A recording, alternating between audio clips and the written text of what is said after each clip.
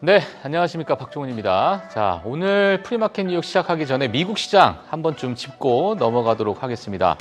오늘 프리마켓을 잠시 동안 보셨던 분들은 정말 깜짝 놀라셨을 거라 생각이 들고요. 어제도 마찬가지로 장중 또는 장 마감 이후에 시장에 크게 좀 빠졌었던 그런 원인을 좀 찾아보셨을 거라고 생각이 듭니다. 자, 지금 현재 미국 지역은행에 대한 신용 문제가 나오고 있고요. 이제 부정 대출 또는 일부 대출에 관련된 소송건도 있다라는 이야기. 자, 그렇다 보니까 과거에 우리 금융위기에 있었던 여러 가지 시스템적인 어떠한 신용 경색이 일어나는 게 아닌가라고 시장에서는 좀 우려를 하고 있습니다. 자, 그리고 이 지역은행에 따른 여러 대출 문제 또는 신용 문제가 좀 나오다 보니까 이에 따라서 규제가 만약에 조금 강화가 된다면 중소형주들은 금리 인하에 대한 우리 수혜도 받을 수 있겠지만은 이 대출에 대한 규제 때문에 혹시나 이러한 부분에 따라서 피해를 좀 받지 않을까라는 우려가 좀 나오고 있는 상황이고요. 자, 거기에 따라서 러셀 2000 지수가 2% 넘는 또 하락을 좀 보여줬습니다. 자, 물론 지금 3분기 실적 발표가 진행이 되고 있기 때문에 다다음 주 빅테크들의 실적 발표도 예정이 되어 있습니다. 자, 그래서 지금의 실적 발표의 어떤 호재 속에서 이러한 신용 경색이 어떤 식으로 좀 반응이 될지 우리가 좀 지켜봐야 될 것 같고요. 자, 여전히 미중 무역 강대, 미중 관세 전쟁은 지금 현재 일어나고 있다라는 것도 좀 체크를 해주시면 될 것 같습니다. 자, 제가 지금 오른쪽에 표를 하나 가지고 나왔는데요. 지역은행의 상업용 부동산 대출 평균 비중이 약 44%라고 합니다. 하지만 큰 은행 같은 경우는 12%에서 14% 정도로 상대적으로 좀 작다 보니까 지금 현재 중소형 은행주, 특히나 지역은행에 대한 주가가 크게 좀 하락을 하고 있는 그런 상황입니다. 연체율 같은 경우는 10.4%라고 지금 나오고 있는데요. 이게 2008년 금융위기 수준이다라는 이야기가 나오게 되면서 일부 이러한 대출 또는 대출을 갚는 여러 어떤 이런 자금의 움직임이 어떻게 지금 시장에서는 좀 받아들일지 저희가 좀 체크를 해봐야 될 것 같습니다. 자, 하지만 한켠에서는 S&P 500의 기업들의 현금 지출이 급격히 증가하고 있다는 이야기도 나오고 있습니다. 지금 골드만삭스, 뱅크 오브 아메리카 할 거 없이 AI에 대한 지출이 급격하게 증가를 하고 있고 많은 기업들이 AI 투자를 하고 있는데, 자, 이러한 부분은 2025년이 아닌 2026년까지도 지속될 것으로 시장에서는 전망을 하고 있습니다. 2026년 기준으로 봤을 때요, 4조 4천억 달러가 예상이 된다라고 이야기를 하고 있고요. 지금 2025년이 최고치를 찍고 있는데도 불구하고 지금 2025년 대비해서도 약 한 11% 정도 증가할 것으로 시장에서는 내다보고 있습니다. 자, 그렇다는 얘기는 지금 3분기 실적 발표 또는 이 3분기 실적 발표가 지난 4분기 실적 발표 우리가 보는 그 시점, 그리고 그 이후에 2026년까지의 이 AI 강세 트렌드가 어느 정도 이어질지는 시장에서 많은 기대감이 좀 있는 상황이고요. 자, 그러다 보니 만약에 지금의 지역은행 이러한 악재가 시스템적인 부분이 아니라면 오히려 저점 매수의 기회가 또 아닐까라고 보시는 분들도 현재 있는 것 같습니다. 하지만 프리마켓 현재 상황에서는 좋지 않은, 분위기는 아직까지는 좋지 않은 그런 상황이다, 이렇게 말씀을 좀 드리도록 하겠습니다. 자, 제가 오늘 실적 발표에 대한 스케줄 또는 빅테크들이 언제쯤 이제 실적 발표하는지 좀 가지고 나왔는데요. 자, 다음 주 이제 화요일이 되면 넷플릭스를 시작으로 우리 여러분들이 좋아하는 많은 빅테크들이 이제 실적 발표를 앞두고 있습니다. 사실 많은 IB에서는요, 실적 발표를 앞두고 나서는 일부 보수적인 수정치를 발표하는데 이번에 실적 발표에는 수정치를 발표하지 않았습니다. 그만큼 이번 실적 발표에 대한 기대감이 워낙 높다라고 좀 볼 수 있을 것 같고요. 지금의 은행주들이 실적 발표가 나왔었지만 은행주들 너무나도 좋은 실적 발표를 보여줬습니다. 물론 지금의 신용 경색 때문에 일부 되돌림 현상이 좀 있었지만요. 지금의 실적 발표에 기업들 보게 되면 이익 증가율이 정말 과거보다 너무나도 크게 뛰어오르는 모습을 보이고 있기 때문에, 자, 이번 IT 섹터, 특히나 기술주들의 실적 발표와 그 외에 또 가이던스를 또 어떻게 내놓을지 우리가 한번 지켜봐야 될 것 같습니다. 자, 그래서 지금의 이 지역은행 이슈가 단기적으로 끝날지 아니면 빅테크들과 어떤 싸움에서 이게 장기화될지는 향후 우리가 조금 지켜봐야 될 것으로 보여집니다. 자, 지금까지 앵커 브리핑이었습니다.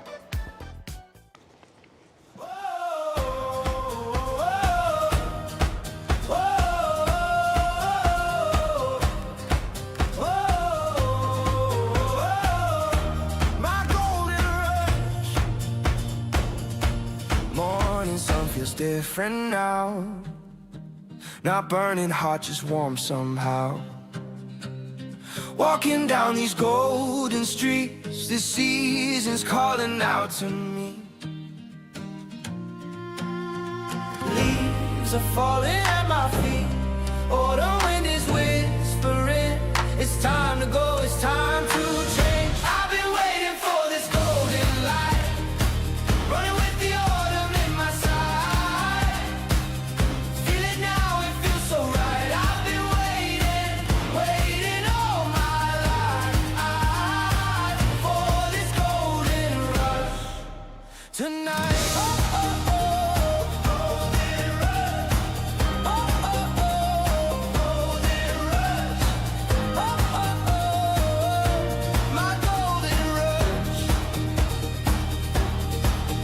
Tastes a little sweeter now. When seasons change, I change somehow. I'm not the same as yesterday. Everything just falls in place. Leaves are falling at my feet. Autumn wind is whispering. It's time to go, it's time to change. I've been waiting for this golden light. Running with the autumn in my side. Feel it now, it feels so right. I've been waiting, waiting all my life for this golden rush. Everything I need is here, right here in this atmosphere. Now I see it clear, now I see it crystal clear. I've been waiting for this golden light. 당신의 투자를 깨워요. 시장보다 한 발 앞서 프리마켓 뉴. 네, 자, 시장이 지금 좋지 않습니다. 예, 지역은행에 대한 여러 어떤 신용 경색 또는 신용에 대한 일부 시스템적인 어떤 뭐 부채에 대한 뭐 문제가 지금 현재 좀 나오고 있는데, 부채가 아니죠, 대출에 대한 문제죠. 예, 여러 가지 그런 문제가 좀 나오고 있고요. 상업용 부동산에 대해서도 일부 시장에서는 계속 이야기가 좀 나오고 있습니다.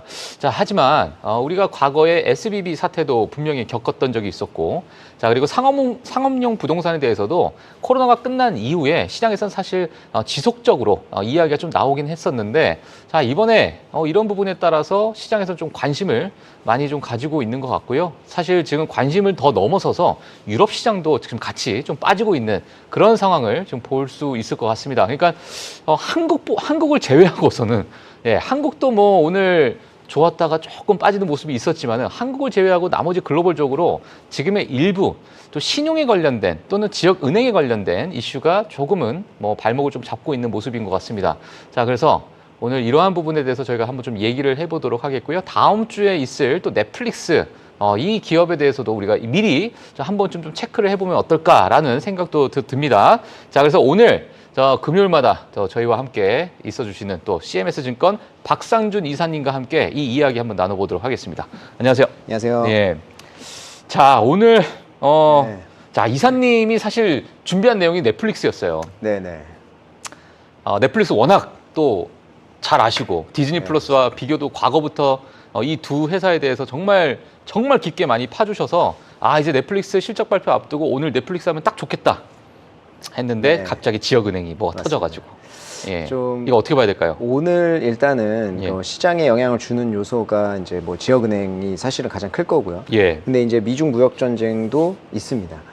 이제 사실 어제 이제 새벽에 이제 뭐 스콧 베센트 장관도 마찬가지고 뭐 트럼프 대통령이 무슨 뭐 중국에 500% 관세 매겨야 된다 뭐 이런 이야기도 막 나왔는데 500%요? 예. 그러니까 사실 이게 중국이 이제 100% 관세 얘기했고 어느 정도 유화책을 좀 보일 거라 생각했는데 지금 예. 중국도 되게 강경해요. 아, 근데 사실 예. 이게 이럴 수밖에 없는 게 에이펙 정상회담이 이제 에이펙 시작이 다음 주 금요일이고 다음 주 금요일. 예. 그리고 중국 같은 경우에는 되게 중요한 행사가 다음 주에 있어요. 월요일부터 목요일까지 4중전회가 시작됩니다. 예. 그래서 4중전회에서 제가 과거에 중국 이야기할 때 한번 한 적이 있었는데 이제 15차 5개년 계획 2026년부터 시작되는 15차 5개년 계획이 거기서 나와요. 아, 사중전화에서. 네, 그래서 앞으로 내년에 저희는 5년 동안 이런 거 할 겁니다라고 했고 거기에서 지금 AI 플러스를 미리 언급했던 AI 플러스에 대해서 구체적인 안들이 나오는 거예요. 아. 그러면 이제 앞으로 이제 6년 앞으로의 5년 동안에는 어떤 쪽으로 돈을 넣을 것이고 어떤 쪽으로 발전시켜 나갈 것이다 하는 중요한 행사가 앞두고 있고 그거 끝나고 이제 에이펙이 바로 시작되는 거다 보니까 네네.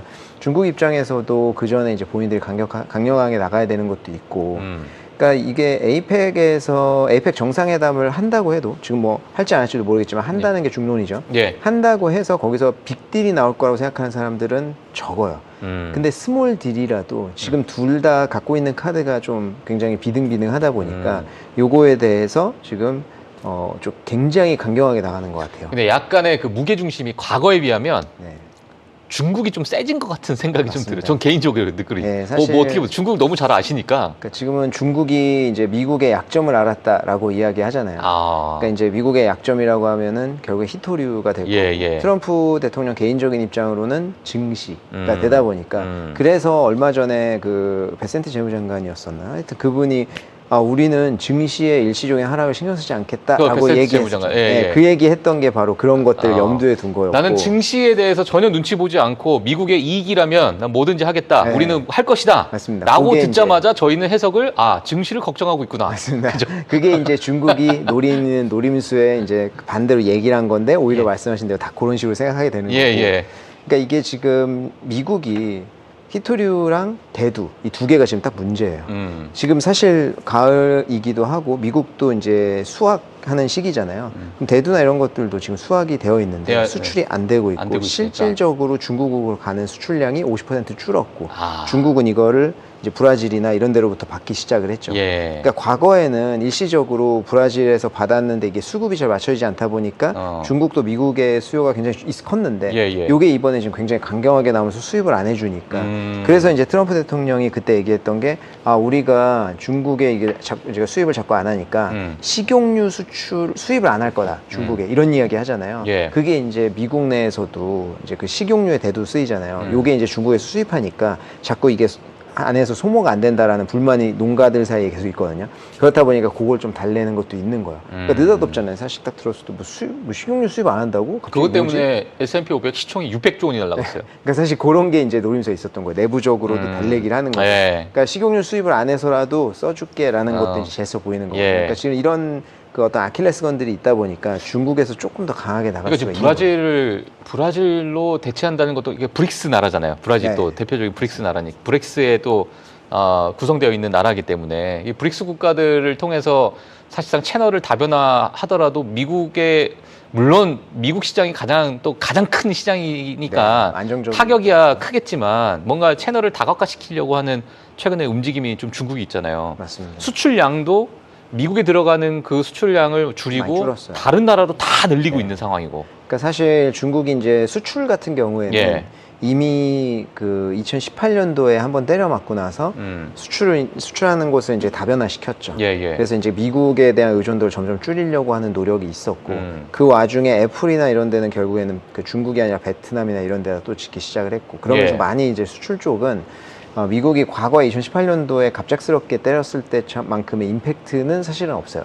그렇다 보니까 지금은 중국한테 많이 이제 그 좀 기울어져 있는 상황이고 예. 하지만 중국이 언제까지나 자신만만할 수는 없기 때문에 요번에 이제 에이펙 정상회담에서 뭔가는 협의점이 나와야 된다라는 것은 사실 맞는 것 같고요. 알겠습니다. 그래서 그런 입장에서 그 전에 조금 강경한 것 같고 요거 하나만 좀 짧게 질문드리면 지금 중국이 최근에 뭐 AI다 뭐다 해서 갑자기 확 좀 떴어요. 네네.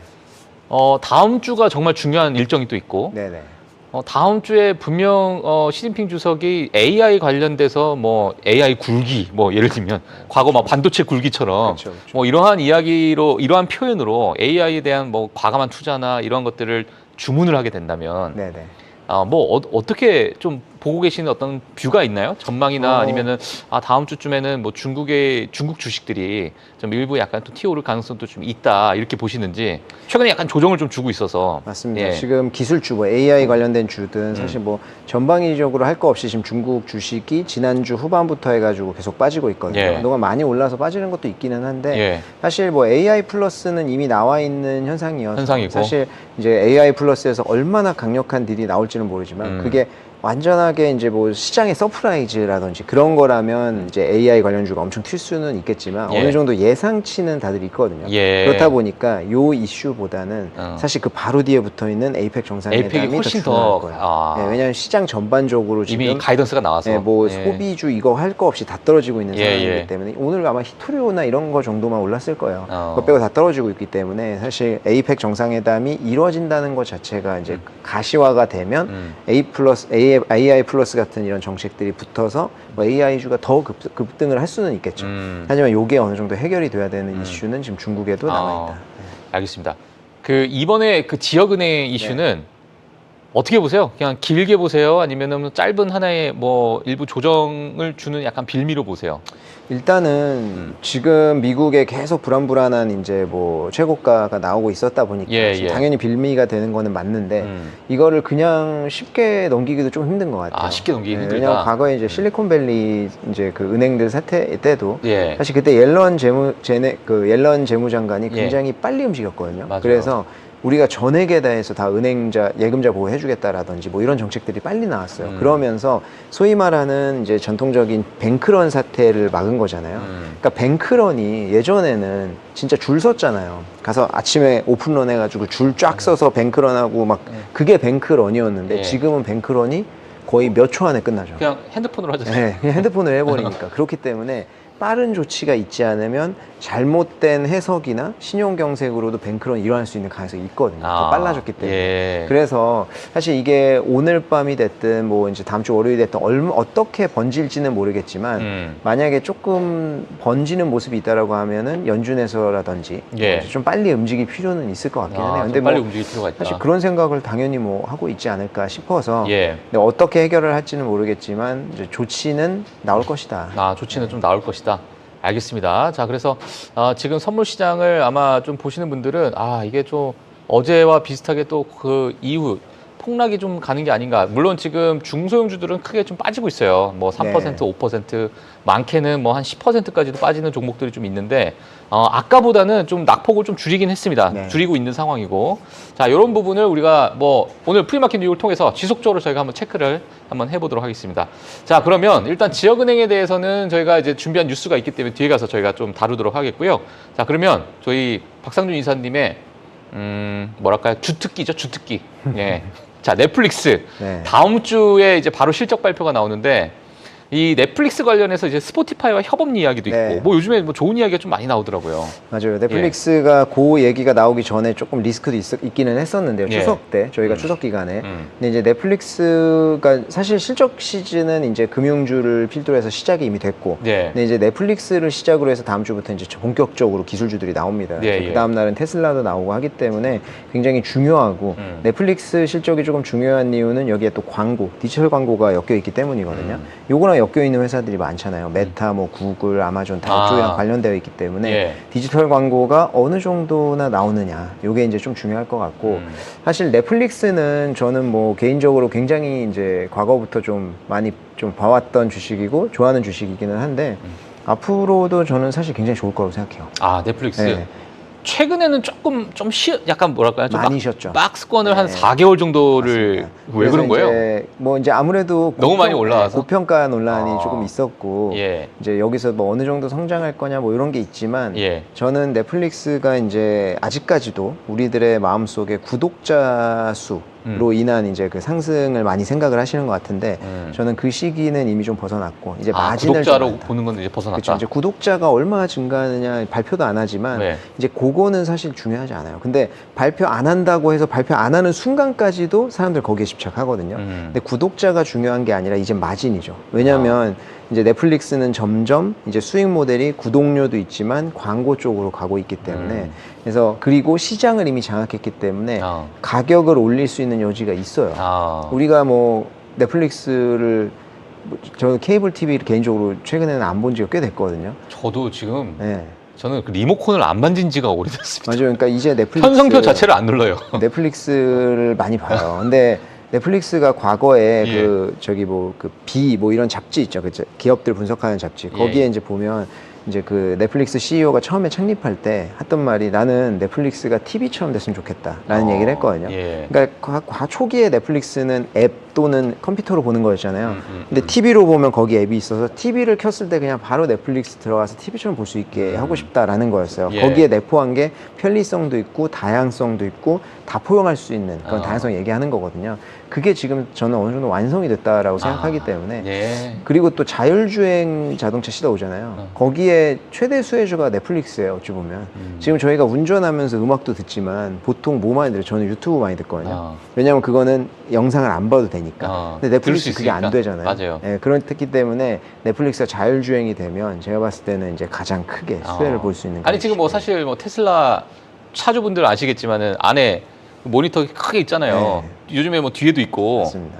그 안에 딱 들어가면 앱 그냥 넷플릭스 앱이 바로 있고. 그렇죠. 근데 이제 그 자율주행 때는 운전 안 예, 해도 이제 운전 때는 이제 못 보게 돼 있는데. 예.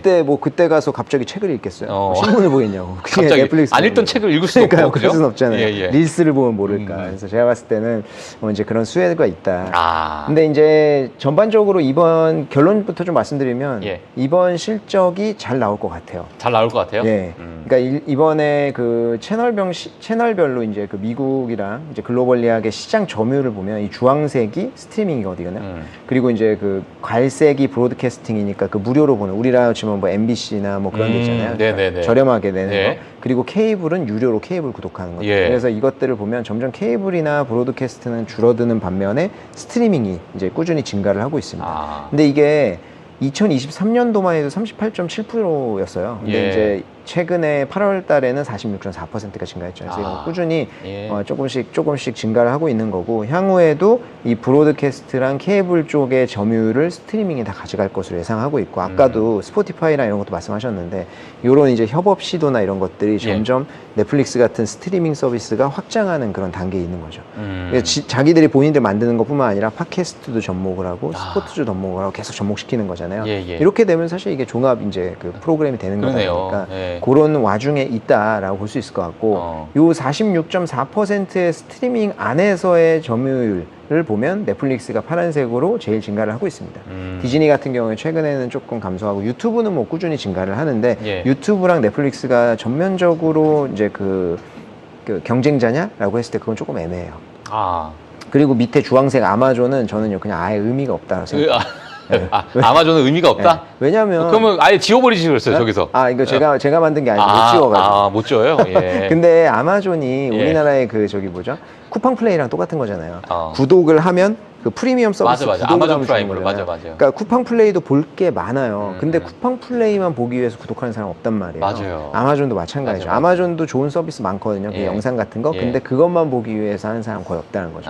그러니까 사실 경쟁자로 치기는 좀 애매하고 디즈니나 뭐 이제 그 넷플릭스 요 양강 구도인데 예. 결국엔 넷플릭스가 아니 진짜 근데 사실 이러잖아요. 컨텐츠에 사활을 걸고 하는 기업들하고 맞습니다. 내가 이제 뭐 구독을 뭐 해서 뭐 아마존 프라임을 그렇죠. 가입을 해가지고 그 가입자를 기준으로 해가지고 하는 그러한 컨텐츠랑은 완전히 하늘과 땅 차이기 때문에 맞아요. 그래서 쿠팡 플레이도 예. 본인들이 만드는 영상들 계속 주기적으로 나오잖아요. 가끔씩. 예. 근데 그 영상들이 괜찮거든요. 예. 그 이유가 그런 거예요. 왜냐하면 이 친구들은 많이 만드는 게 목적이 아니에요. 뭐 분기에 하나 내더라도 괜찮은 작품 괜찮은 내는 작품 목적이지. 하나씩. 그러니까 나오는 작품마다 괜찮다 평이 들지만 그것 때문에 그것만 하진 않겠죠. 그치. 그러니까 이제 예. 이분들은 이제 그 프리미엄 서비스를 이용하는 사람들한테 만족감을 주기 위한 거기 때문에 분기별로 한 작품이 나와도 되고 좋은 작품 나옵니다. 제가 지금 오늘 박성준 이사님을 딱 보면서 저는 이제 이사님을 오래전부터 좀 네. 봐왔는데 2022년, 2023년 때에 그때 당시에 넷플릭스와 디즈니 플러스를 비교하면서 막 이마에 막 핏줄이 쓰면서 막 침 튀겨 오면서 막 그때 넷플릭스에 대해서 엄청나게 강한 어조로 얘기를 했는데 맞습니다. 오늘은 약간 여유가 있으세요. 이미 뭐 왕좌에 그러니까 올랐으니까. 이미 왕좌에 올라서 네, 이미 왕좌에 더 올랐어요. 이상 이제 이거 뭐 비교할 만한 그런 건 이제 없는 것 같고 더 이상 제가 설파할 필요가 없어요. 설파할 필요가 누구나 다 받아들이고 그 당시 아까 말씀한 그 당시 시기에는 예. 디즈니가 이제 그 당시에 이제 밥 체이팩이 이제 CEO가 되면서 맞아요. 엄청나게 스트리밍 막 쏟아 부으니까 사람들이 디즈니가 될 수도 있겠다. 음. 왜냐하면 디즈니에 이제 고유한 플레이어들이 있으니까. 그리고 실제로 마블이 또 디즈니 플러스에 있으니까 이게 이렇게 될 수 있겠다라고 보시는 분들이 상당히 많았어요. 가능했죠. 가능했어요. 예. 그 당시 가능했고 음. 솔직히 저는 마블의 엄청난 팬인데 예. 제가 그때 이제 점점 변해가는 모습을 보면서 음. 이게 조금 이제 하향세를 탔다. 이제 아. 실책이 있다 분명히. 라고 그러면은 느꼈죠. 예. 제가 요거 하나만 짚고 넷플릭스와 디즈니 플러스의 차이점. 그러니까 이 처음에는 그래도 막 비등비등하게 비등비등까지는 아니죠. 그래도 그때도 넷플릭스가 우위를 점하고 있었지만은 이 넷플릭스 그러니까 디즈니 플러스 올라오려고 했었고. 근데 이게 완전히 탁 그냥 벌어지는 그 순간대가 뭐라고 보세요? 지금까지 쫙 보셨을 때. 일단은 둘이 가장 큰 차이가 예. 넷플릭스는 TV를 대체할 수가 있어요.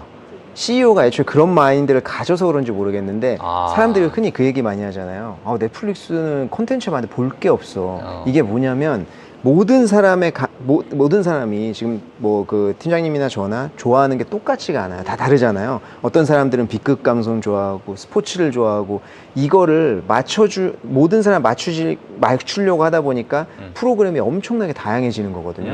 그러면 나는 이걸 안 좋아하는 사람들은 그런 게 있으면은 너무 프로그램만 많고 볼 게 없는 게 되는 거예요.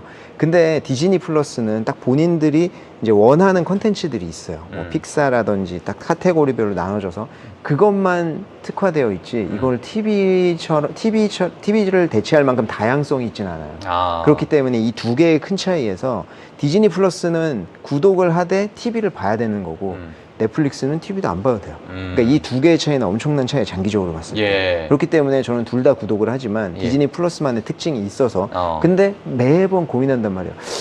디즈니 플러스 끊을까 이제? 끊을까 말까. 끊을까 말까는 디즈니 플러스지. 그렇죠. 넷플릭스는 그냥 무조건 봐야 이 되고. 친구는 뭐 그런 생각을 해본 적이 없어요. 감히. 근데 디즈니는 끊을까 해서 이번에 끊은 적도 있어요 실제로. 끊었어. 끊었는데 2주 뒤에 뭐가 나와. 그러니까 이 한 친구들이 달만 더 보자. 저 같은 친구들이 있는 거 아는 거예요. 그래가지고 딱 그걸 노리고 그래서 얘네는 통으로 안 내잖아요. 2화씩 딱 하고 끊으려고 하면 그래서 그런 거예요? 네, 그 자신감이에요 그거는. 그래서 이제 이번에 넷플릭스도 이제 자기들이 야심차게 내놓는 거는 막 파트 1, 2로 나누거든요. 이거는 계속 유지시키려고 하는 게 큰 건데 디즈니는 그냥 100%다 그거야.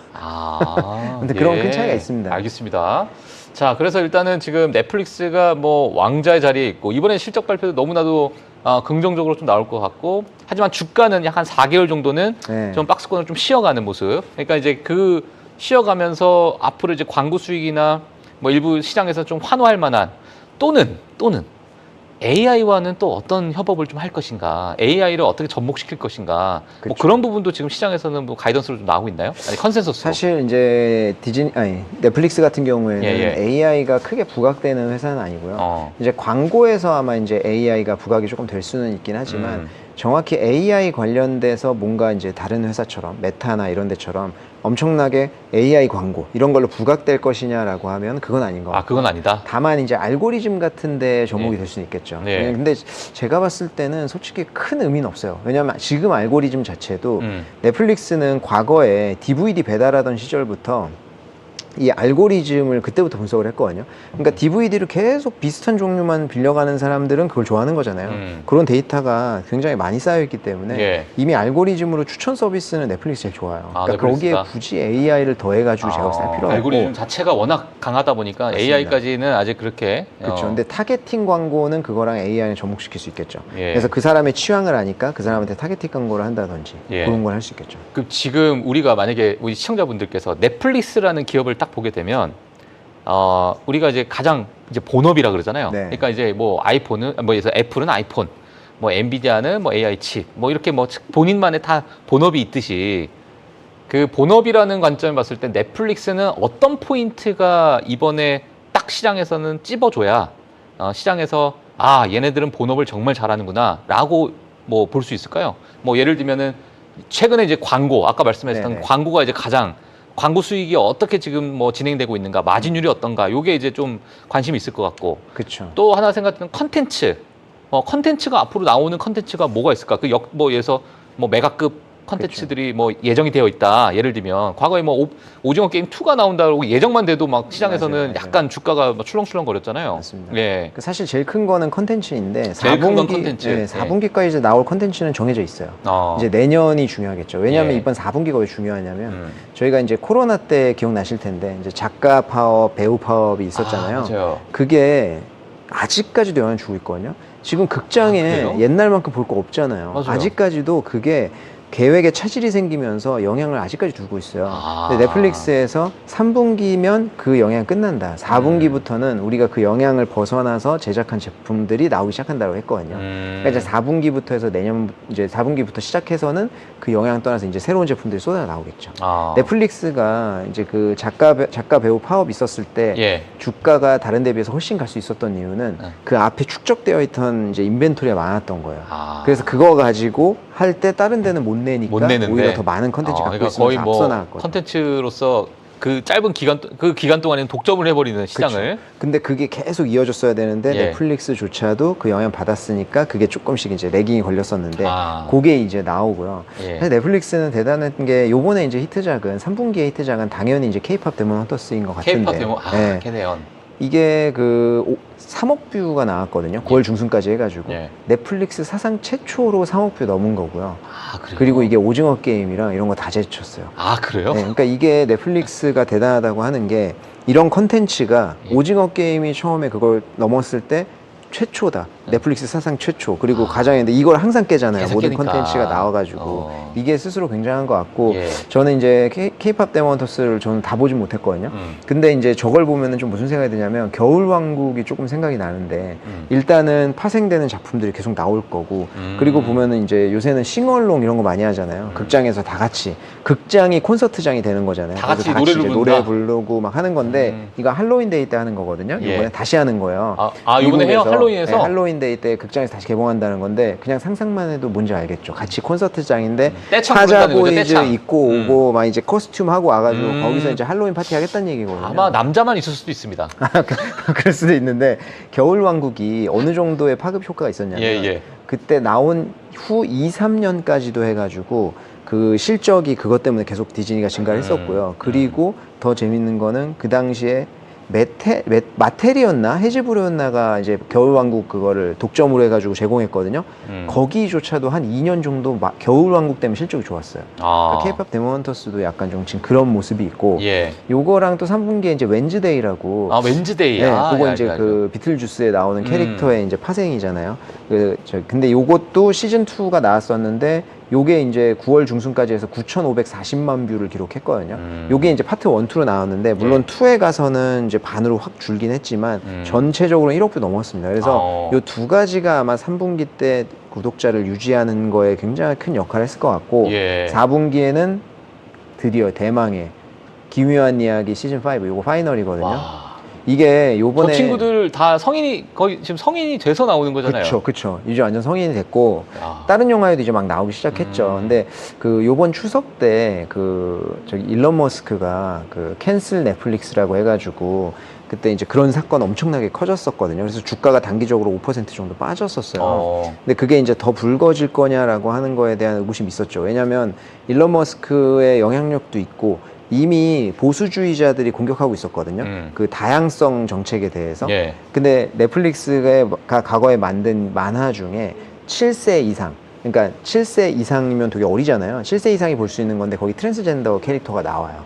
그래서 그런 장면이 있는데 그걸 가지고 이제 비난하기 시작했고 넷플릭스가 이건 안 된다. 그래서 캔슬 넷플릭스라고 했는데 근데 일론 머스크가 이제 개인적인 것도 좀 있는 것 같아요. 그러니까 장남이 트랜스젠더 맞아요. 그래가지고 이제 약간 그런 것도 있는 것 같긴 한데 어찌됐든 간에 그런 이제 사회적인 흐름에서 비난을 받으면서 과거에 그 버드와이저 맥주에서 2023년도에 트랜스젠더 그 모델을 썼다가 완전히 박살난 적이 있거든요. 그거는 사실 좀 그렇죠. 맥주 하면은 막 남자들 막 쫙 마시고 이런 분위기인데 또 트랜스젠더 쓰고 하니까 약간 사회적으로 맞물려가지고 근데 이게 넷플릭스랑 버드와이저랑 다른 게 있어요.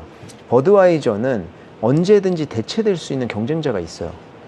그잖아요. 뭐 그거 안 되면 또 코로나 마시든지 그렇죠. 딴 맥주 마시면 아니, 뭐 되잖아요. 카스, 네, 화이트. 그잖아요. 그냥 예. 사실은 거기에 너무 충성은 아니거든요. 예. 근데 넷플릭스는 대체자가 없어요. 어. 디즈니라고 할 수 있으면 글쎄요. 예. 디즈니가 대체할 수가 없거든요. 예. 그렇다 보니까 다행히 그거는 무사히 넘어갔습니다.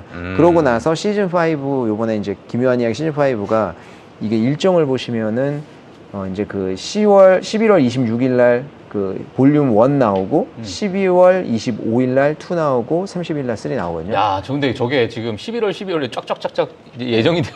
저 연말- 기묘한 이야기가 예정돼 있으니까 뭔가 엄청난 뭐 지금 뭐라 그럴까요? 약간 쓰나미가 오는 듯한 네, 느낌이. 완전히 묶어두겠다는 그러니까요. 얘기예요. 그래서 이게 이제 구독자 이탈은 전혀 제가 봤을 전혀 때는 아니 구독자 안 될 이탈이 아니라 좀 저거 오히려- 모르고 더 들어갈 것 네, 같아요. 오히려 더 들어갈 것 같고 그리고 이게 또 무슨 효과가 있냐면 예, 예. 시즌 5가 그 배우 파업 때문에 지금 생각보다 더 1, 2년 정도 더 미뤄졌거든요. 그래서 다 성인된 거잖아요. 앞에 있는 게 기억이 안 나잖아요. 사람들 다시 이제 복습을 시작할 거예요. 다시 보기 시작하면은 뷰수가 또 엄청 나와요. 그래서 제가 봤을 때는 이게 지금 올해 4분기 실적도 좋을 거고 3분기 실적은 당연히 K-pop 데모헌터스가 예상보다 엄청나게 히트를 쳤기 때문에 그리고 이제 저런 이제 컨텐츠를 다루는 기업들은 이제 크리스마스나 연말을 또 하나의 대목으로 생각하고 맞습니다. 그때 확 쏟아붓잖아요. 그렇죠. 또. 그리고 미국은 아시다시피 그 크리스마스 사실은 이제 뭐 추수감사절부터이지만 그때부터 놀아요. 해서 예, 다 일을 안 해, 그 가족들이잖아요. 친구들은. 예, 예. 뭐 사실 우리나라처럼 막 크리스마스 때 뭐 데이트하러 가는 게 아니라 가족들과의 맞아요, 시간 맞아요. 보내는 거잖아요. 예. 그럴 때 이제 다 같이 보고 막 이런 거기 때문에 예. 사실 굉장히 큰 의미가 있고 광고도 잘 나올 것 같습니다. 디즈니가. 예. 이것도 이제 광고 네, 성장세네요. 이 디지털 광고 시장의 성장세고 이 파란 부분이 디지털 광고거든요. 예. 2025년도까지만 해도 이제 그 7억 달러가 넘어가는 거니까 지금 7천억 달러가 넘어가는 거니까 내가 광고주라도 사실 네, 디지털 광고 하죠. 디지털로 요새 하죠. 누가 뭐 저기 케이블 TV나 이런 데 그러니까요. 하겠습니까? 그러니까 이쪽에서 사실 큰 플레이어들은 메타, 아마존, 구글이지만 그 넷플릭스 같은 경우에도 거기서 이제 시장 점유율이 점점 늘려가고 있다. 그러니까 최근에 상당히 큰 폭으로 지금 2배씩 증가하고 있다. 알겠습니다. 자, 오늘 저희 또 박상준 이사님과 함께 넷플릭스에 대해서 아마 넷플릭스를 이렇게 잘 아시는 분과 이야기를 들을 시간이 많이 없을 수 있어요. 오늘도 되게 여유 있게 말씀을 해주셨는데 과거처럼 뭔가 경쟁사가 나타나야 저희 박상준 이사님이 핏대를 세우면서 막 이제 정말 파고 그 과거에 이제 2022년, 2023년 저는 너무 기억나는 게 정말 파다 못해가지고 저기 뭐 좀 어디까지 들어가실지 막 재무제표 막 갖고 재무제표 다 와가지고 막. 털털 털고 막 하여튼 그랬던 기억이 아직도 저는 새록새록합니다. 근데 지금 워낙 지금 황제의 자리 위치해서 이제 앞으로 어떤 마진율을 보일지 그 부분을 오늘 좀 짚어주셨는데 자 다음 주 화요일 날 또 넷플릭스 실적 같이 미국 시간 기준으로 좀 보시면 어떨까 싶습니다. 자 오늘 CMS증권의 박상준 이사님은 다음 주 금요일에 또 모시도록 하겠고요. 자 오늘은 여기서 좀 보내드리도록 하겠습니다. 감사합니다. 감사합니다. 예. 종목 뒤에 숨겨진 썰을 풀어보는 시간 투썰플레이스 오늘도 진행의 캐스터 박민지입니다. JP모건의 투자 확대 소식에 주가가 큰 폭으로 올랐던 양자 컴퓨팅주의 주가가 다시 큰 내림세를 보였습니다.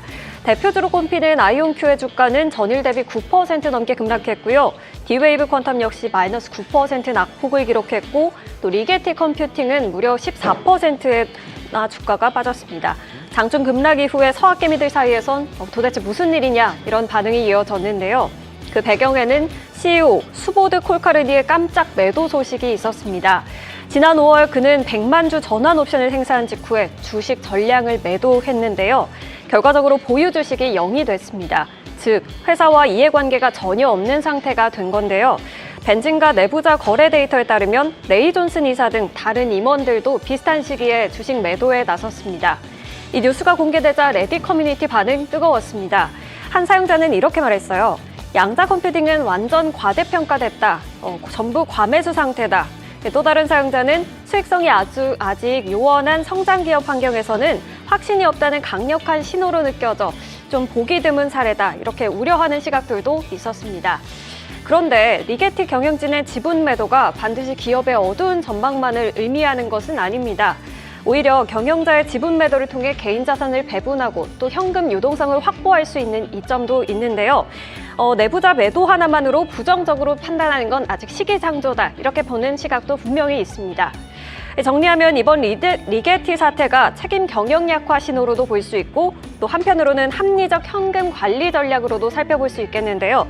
리게티는 양자 컴퓨팅이라는 차세대 핵심 기술을 가진 기업입니다. 앞으로 이 기업의 실적 그리고 앞으로 기술 상업화 속도를 보면서 또 투자 결정을 한번 내려보시죠. 두 번째 소식도 한번 살펴보겠습니다.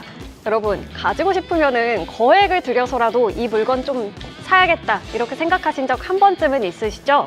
저는 어렸을 때 드라마에 나오는 옷이나 신발, 물건 같은 거를 좀 끌어모으는 데 재미를 느꼈는데요. 왠지 남들이 사는 거는 다 내가 가지면 좀 특별한 사람이 된 것 같고 또 발빠르게 그 물건을 쟁취했다는 생각이 들어서 괜히 우쭐한 마음을 느끼곤 했었는데요. 빅테크 기업들도 몇백억의 돈을 들여서라도 이거를 좀 손에 넣겠다 하는 움직임이 지금 나오고 있습니다. 짐작하셨겠지만 바로 데이터 센터인데요. AI를 학습할 수 있어서 현재 핵심 인프라 시설로 꼽히고 있습니다. 엔비디아와 마이크로소프트도 이 기회를 놓치지 않았습니다. 텍사스에 위치한 초대형 데이터 센터 운영사 얼라인드 데이터 센터를 통째로 인수하겠다고 해요. 이 기업 이미 이 분야에서는 빠삭합니다. 대형 클라우드 업체를 위해 데이터 센터를 설계하고 건설하는 일부터 운영 서비스를 다루는 일까지 이미 도맡아 하고 있는데요. 이미 개발 중인 사업을 포함해서 미국과 중남미의 5기가와트 상당의 데이터 센터 시설을 이미 보유하고 있다고 합니다. 이번 인수의 빅테크 기업들은 무려 400억 달러, 우리 돈으로 56조 원을 들였습니다. 그런데 이 막대한 돈을 한 회사가 부담하기에는 조금 어려웠겠죠. 그래서 세계 최대 자산운용사 블랙록과 협력하기로 했습니다. 투자 컨소시엄 AIP는 이번 거래에 초기 자본 300억 달러를 넣고 투자 규모는 1000억 달러까지 내다보고 있습니다. AI를 돌리려면 GPU뿐만이 아니라 데이터 센터, 냉각, 그리고 네트워크, 그리고 전력까지 사실 필요한 게 한둘이 아니기 때문인데요. 이러한 와중에 메타에서도 소식이 들려왔습니다. 데이터 센터 개발을 위해 300억 달러의 자금을 마련했다는 소식이 오늘 보도됐는데요. AI 버블 우려의 마크 저커버그는 과잉 투자보다는 과소 투자가 오히려 낫다. 이런 발언까지 이어갔습니다. AI 인프라를 둘러싼 빅테크 간의 경쟁이 뜨거워지고 있습니다. 앞으로 이 경쟁이 어떤 양상으로 흘러갈지도 함께 주목해 봐야겠습니다. 지금까지 투썰플레이스였습니다. 네, 자, 프리마켓 뉴욕 2부 시작하도록 하겠습니다. 네, 자, 오늘 금요일, 오늘 금요일이죠? 금요일인데, 자, 금요일인데, 저희가 지금 사실 그 지역은행에 따른 여러 악재가 시장에서 좀 나오다 보니까 신용 경색 또는 여러 가지 대출, 부실 대출에 대해서 아까 한 1시간 전쯤만 해도요. 시장 자체가 프리마켓이 정말 새빨갛게 물들어 있었는데 네. 지금 잠시 동안 방송하는 그 사이에 트럼프 대통령이 일부 중국과 좀 잘 지내고 싶다 뭐 이런 이야기가 좀 나오게 되면서 프리마켓이 일부 종목들은 지금 녹색불로 좀 켜지고 있는 그런 상황입니다. 많이 지금 끌어올리고 있는 상황이고요. 자, 앞으로 시장의 어떤 심리 상태가 어떻게 좀 진행이 될지 저희가 이 부분을 좀 체크를 해봐야 될 것 같습니다. 자, 오늘 많은 분들께서 좋아하시는 마이트리 투자자문의 배윤정 대표님과 함께 이 지역은행에 대한 이야기 한번 이야기를 해보면서 하나씩 좀 나눠보도록 하겠습니다. 어서 오십시오. 안녕하세요. 네, 안녕하세요. 자, 그리고 자, 오늘 최보아 앵커 또 김민 캐스터와 함께 또 뉴스 어떤 뉴스들이 있는지 하나씩 체크를 좀 해보도록 할 텐데요. 자, 우리 먼저 좀 이야기를 좀 들어봐야 될 것 같습니다. 대표님. 네. 뭐 지역은행에 대해서 좀 나왔고 과거에 우리가 이제 실리콘밸리 뱅크 그러니까 이제 그런 SVB 사태도 우리가 한 번쯤 2023년에 한번 경험을 했었고 네. 그때와는 지금하고 좀 다른 것인가 또 같은 것인가 뭐 많은 시청자분들께서 약간 좀 혼란스럽게 보시고 있을 것 같아요. 지금 이 사태 어떻게 우리가 좀 정리할 수 있을까요?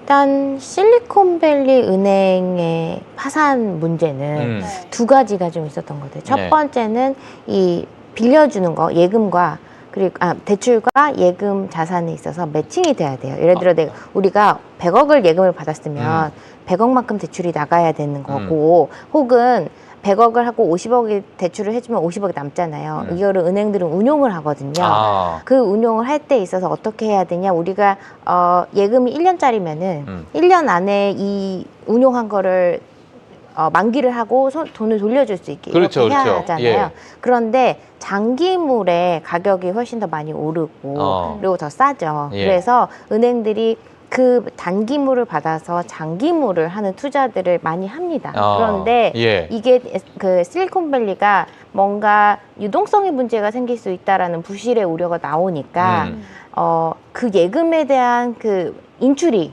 급속도로 많아졌죠. 네, 뱅크런이라고 그래서 하죠. 뱅크런이 생긴 거고. 그러니까 끌어와서 또 이걸 줘야 되는데 그게 또 막혀 있고 맞습니다. 이러다 보니까 이제 유동성이 어떤 꽉 막혀버리는 상황이 딱 되고 그래서 그러네요. 유동성의 문제가 있었고 예. 또 하나는 은행 자체의 부실이 대두가 된 것은 이 금리를 올려버리니까 장기 채권 가격이 확 떨어져요. 아, 2023년 때 네. 고금리 상태고 금리 인상을 하던 그렇죠. 예. 사실 그 전에 가지고 있던 채권들은 뭐 제로 금리에서도 했었고 뭐 그렇죠, 그랬을 그렇죠. 거잖아요. 예. 그런데 그러면서 그 채권 가격이 평가 가격이 너무 떨어지다 보니까 회사 자체가 가만히 있었는데 그냥 손실 나는 것처럼 돼버린 문제였던 거죠. 예. 지금 그런데 우리가 지역 은행들에 대해서 좀 우려되는 바는 그거보다는 부실의 이슈가 더 많다는 거예요. 부실. 대출 나간 것들의 네네. 부실의 이슈가 좀 많다. 그래서 저희가 지난 시간에 왜 파월이 지역은행에 대한 발언을 좀 했었다라는 말씀을 나눴었잖아요. 네. 기억나시죠? 예. 그때 우리가 금리 인하에 대한 그 언급은 하지 않았지만 뭔가 지역은행에 대한 그 규제라든지 통제 이런 거를 되게 우호적으로 해서 지역은행의 건정성을 좀 높이는 방향으로 하겠다라는 얘기를 했는데 결국에는 그래서 뭐가 문제가 됐냐 지역은행들이 그렇게 부실 채권의 이슈가 되면서 더 이상 고금리에 를 유지할 경우에 그런 부실이 더 많이 생길 거잖아요. 그냥 근본적으로. 네. 그래서 그거에 대한 퀘스천을 이제 시스템을 은행 금융 시스템을 안정하기 위해서는 금리를 좀 인하해야 되겠다는 필요성을 느낀 것 같습니다. 그러니까 지금 저도 이번에 지역은행 사태가 시스템적으로 어떤 위기가 아니라면 네. 어쩌면 진짜 고금리에서 지금 허덕이고 있는 지역은행들이 조금 살아나려고 하는 이제 뭔가 유동성을 좀 확보해 주려고 하는 그런 많은 장치 중에 금리 인하라는 것도 이제 간접적으로 줄 수가 있기 때문에 거의 직접적이죠, 사실 이거는. 자, 그러니까 이제 그런 금리 인하에 대한 명분을 좀 더 트럼프 대통령이나 연준 의원들이 좀 가지지 않을까라는 저는 생각을 좀 해서 네. 좀 담았거든요. 네. 아니 오늘 멀다. CNBC의 그 매드머니 예. 진행자 짐 크레이머 다들 알고 계시죠? 예. 짐 크레이머도 오늘 관련해서 똑같은 말을 했다고 하더라고요. 매수하라고요? 그렇게까지 극단적으로는 말 안 예. 했고요. 물론 좋은 일까지는 아니겠지만 이번 사태로 인해서 우리가 어쩌면 연준에게 금리 인하를 해야 한다는 가장 큰 신호를 준 걸 수도 있다. 그러니까 좋은 기회일 수도 있다라고 하면서 좋은 기회라고 그랬어요? 좋은 기회라고는 했어요. 그러면서 어쩌면 그거 안 좋은 기회인데. 그래요? 예, 방금 왜냐면 좋은 짐 기회라면서요. 크레이머 반대로 가야 되거든요, 저희가. 진방꿀 모르세요? 그 아주 유명한. 아니 저는 지금 최보아가 아니라 짐 크레이머의 빙의해서 지금 얘기를 하고 알겠어요. 있는 거예요. 그러면서 짐 크레이머가 신용 손실은 금리 인하를 이끌어낼 수 있는 가장 좋은 이유죠. 왜냐면 말씀해 주신 것처럼 경기 둔화의 어떤 시그널일 수가 있으니까 그랬다고 짐 크레이머가 그랬대요. 진짜 알았어. 저한테 그러면 안 되지. 안 근데 돼. 저는 사실 좀 궁금한 게 있는데 이게 뭐 전반적으로 시스템 리스크가 이어질 것이냐라는 우려 때문에 더 이게 커진 것 같긴 하거든요. 그러면 좀 일회성 문제로 좀 보면 될지 아니면 이게 뭐 대형 금융집단에서도 진짜 이렇게 큰 일이 일어날지 이런 뒤후순위가 더 걱정인 분들도 좀 계신 것 같아요. 지금 과한 우려였으면 좋겠는데 저도 우려가 되는 바는 뭐냐면 지금 부실 채권이 그냥 은행단에서만 이루어지는 걸로 끝나면 사실 연준이 준비하고 있는 것들이 많이 있어요. 실리콘밸리 때도 그냥 연준이 보증을 서주고 예금을 다 인출을 해줬기 때문에 뭐 크게 문제가 그래도 일단락 되는 경향이 있었어요. 그런데 지금은 저희가 또 하나 보여줄 게 은행 대출만 나갔던 게 아니었었어요. 우리가 사모 신용이라고 하는 시장이 사실 최근 근래 굉장히 많이 커졌어요. 네, 이 사모 시장은 뭐냐면 약간 그 금융기관이 그러니까 대출기관, 은행이 아닌 다른 뭐 운용사라든지 아니면 그런 은행권에서 대출을 해주는 거잖아요. 금리가 고금리이고 그래서 그거에 부실이 되면 일단 거기서가 경색이 될 수 있다. 어려움이 터질 수 있다. 근데 더 문제는 뭐냐면 예전에 저희가 MBS 생각나시죠? MBS 그렇죠. 그게 결국 문제는 뭐냐면 그냥 주택 저당만 잡아서 채권을 나갔으면 되는데 그거에 담보로 또 새로운 상품이 있고 파생 상품이 너무 많아져다 점점 부실한 걸 계속 잡아나가니까 그게 결국에는 대형 은행에도 미치고 금융 시스템 전체에 문제를 일으킬 건데 사모시장에서도 역시 이런 풀링이 일어나고 그리고 아. 파생 상품이 일어나고 예. 그래서 이 관계가 어느 선까지 뻗쳐져 있는지 정확히 확인이 될 수 있을까? 그게 관리가 될 수 있을까? 아. 물론 저희가 경험상 그 엠비스의 경험이 있었기 때문에 그 당시보다는 저희가 파생 상품에 대한 이런 제어를 하는 기능이 더 좋아졌을 거라고 생각을 합니다만 네. 실질적으로 저희가 언노운 리스크가 가장 무서운 건데 그런 리스크들을 좀 걱정을 하는 것 같습니다. 저는 이쯤에서 저의 말에 대해서 다시 한번 좀 재평가가 시급하다는 생각이 조금은 듭니다.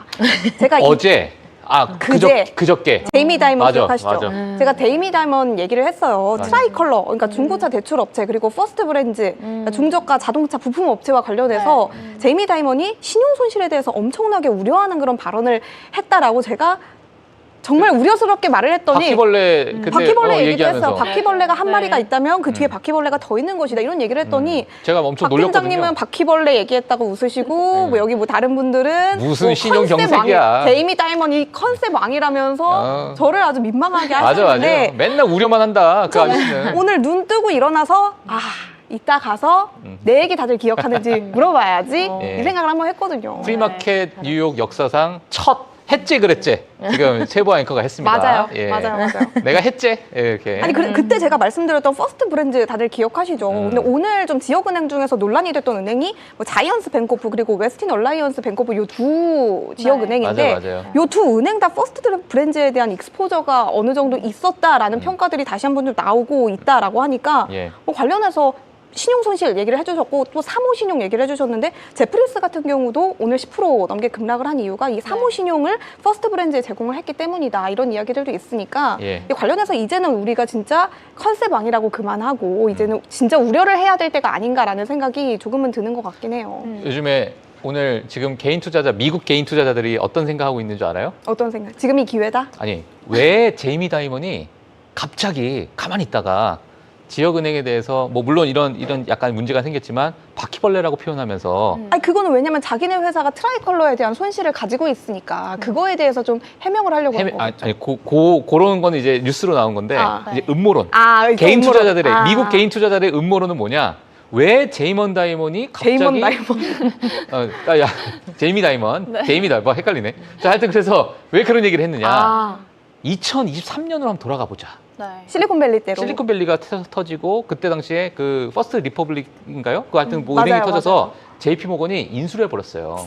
그렇죠. 그 회사가 헐값으로 나올 때 네. 지금 그러한 지역 은행들을 또 먹어들여 가려고 하는 그러한 전초 작업이 아니겠느냐. 이건 진짜 음모론이네. 라는 음모론이 있습니다. 네. 그래. 근데 뭐 그것도 뭐 충분히 약간 그러니까 합리적인 JP 의심이네요. 모건이 전체 미국 전역이 내 은행이었으면 좋겠다.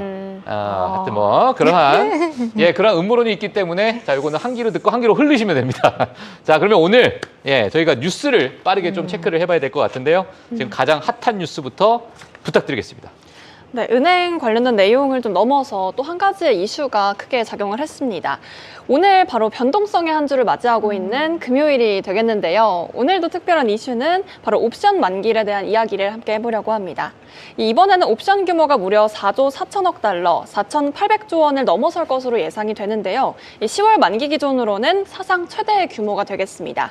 그만큼 이곳에 거대한 자금이 얽혀있기 때문에 포지션 청산 및 또 조정 과정에서 증시가 평소보다 더 많이 흔들릴 수 있다라고 하는 말이 오고 가고요.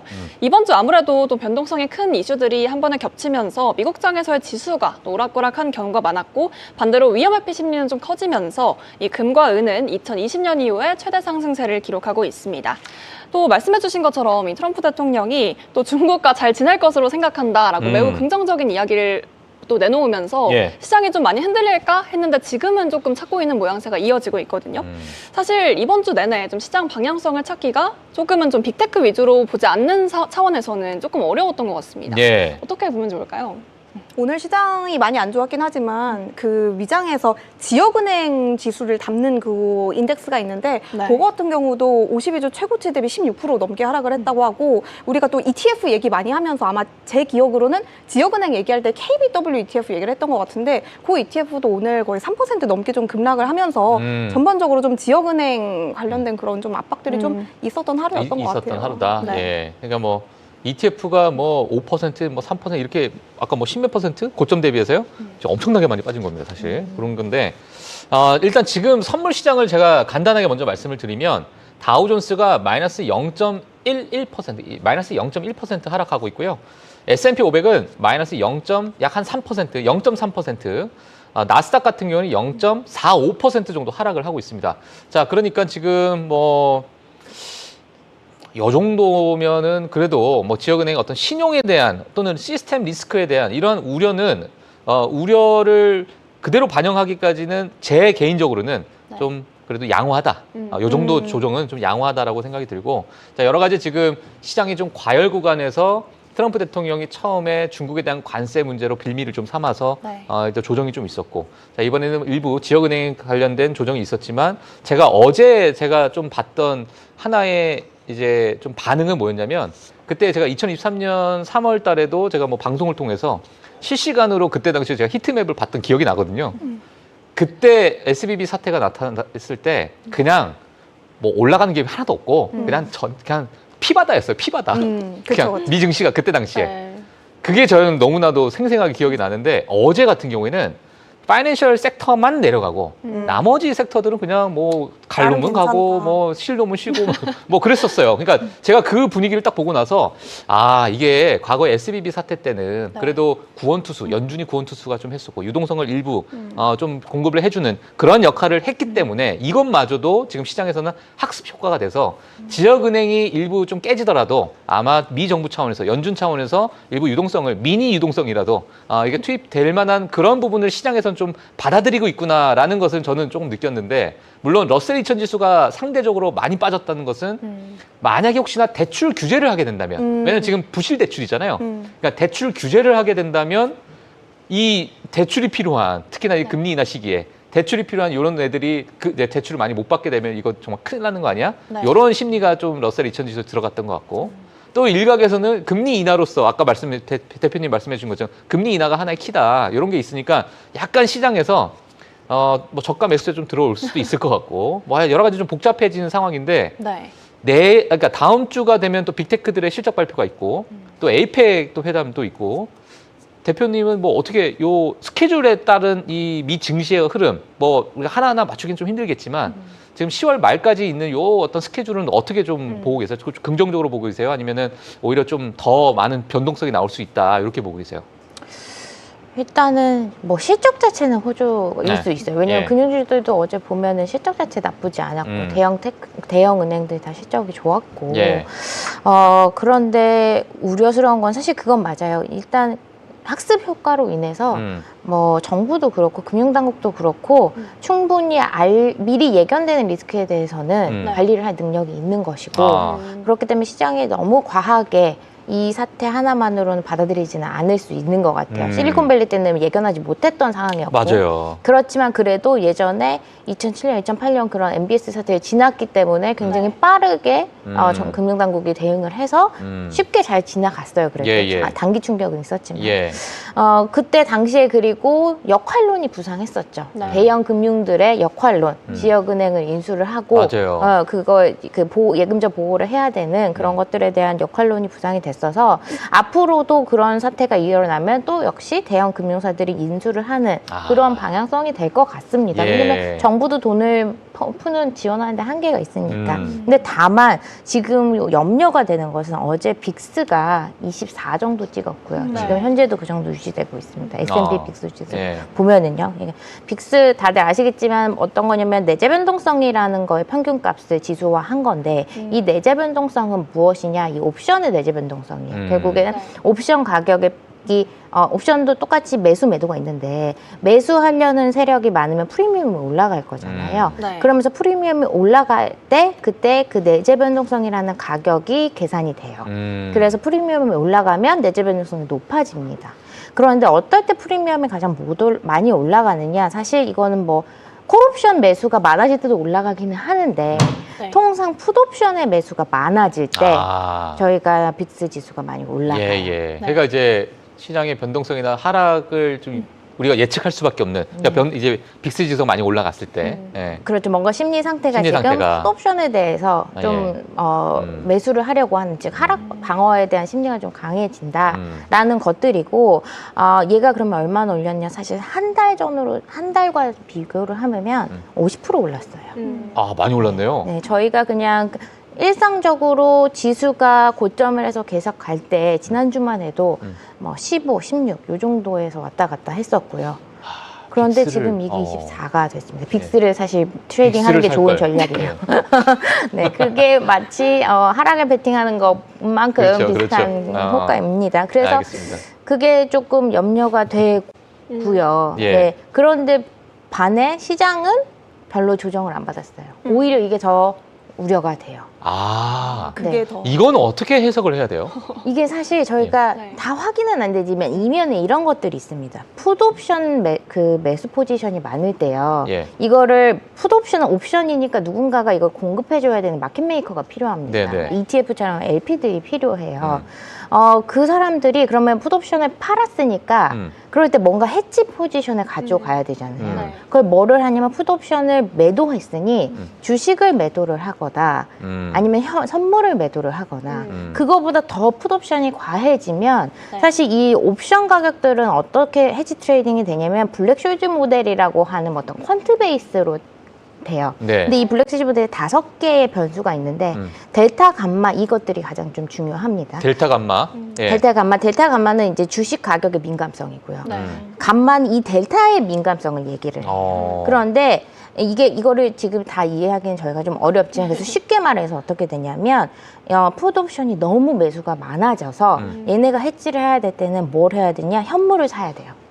그래서 지금의 이 방어력이 정말 주식시장이 견고한 것이냐 아니면 풋옵션 매수의 포지션을 해지하기 일부 위한 해지하는 그런 현물 매도 수급이냐. 물량의 수급이 받쳐주고 있는 것이냐 예. 라는 염려가 좀 됩니다. 그리고 그래서 저희가 일정 부분 그런 것도 생각을 좀 하고 움직여야 되거든요. 예. 그래서 지금 지수가 어떻게 했고 나는 앞으로 방향성이 어떻게 될 거니까 각자 주관으로 판단하시는 건 좋되 어떤 시장에 보여지는 표면적인 것 외에 안에서 실제로 어떤 일들이 일어나는지 저희가 또 알아야 의사결정을 하는 데 도움이 되니까요. 예. 그런 부분도 있다는 거를 좀 저희가 알았으면 좋겠어요. 예. 너무나도 대표님이 약간 좀 이렇게 묵직한 얘기를 해주셨다면 갑자기 뒤에 제가 좀 갑자기 좀 가볍고 깃털 같은 거. 가볍고 예. 깃털 같고 좀 TM 별거 아닌 것 같은 이렇게 가벼울 수가 있을까? 이런 가벼운 것들. 예. 얘기를 살짝만 좋아요. 덧붙여보자면 그 우리가 다 2023년 SVB 사태 때를 떠올렸다 이런 얘기를 해주셨잖아요. 근데 그 SVB 사태 때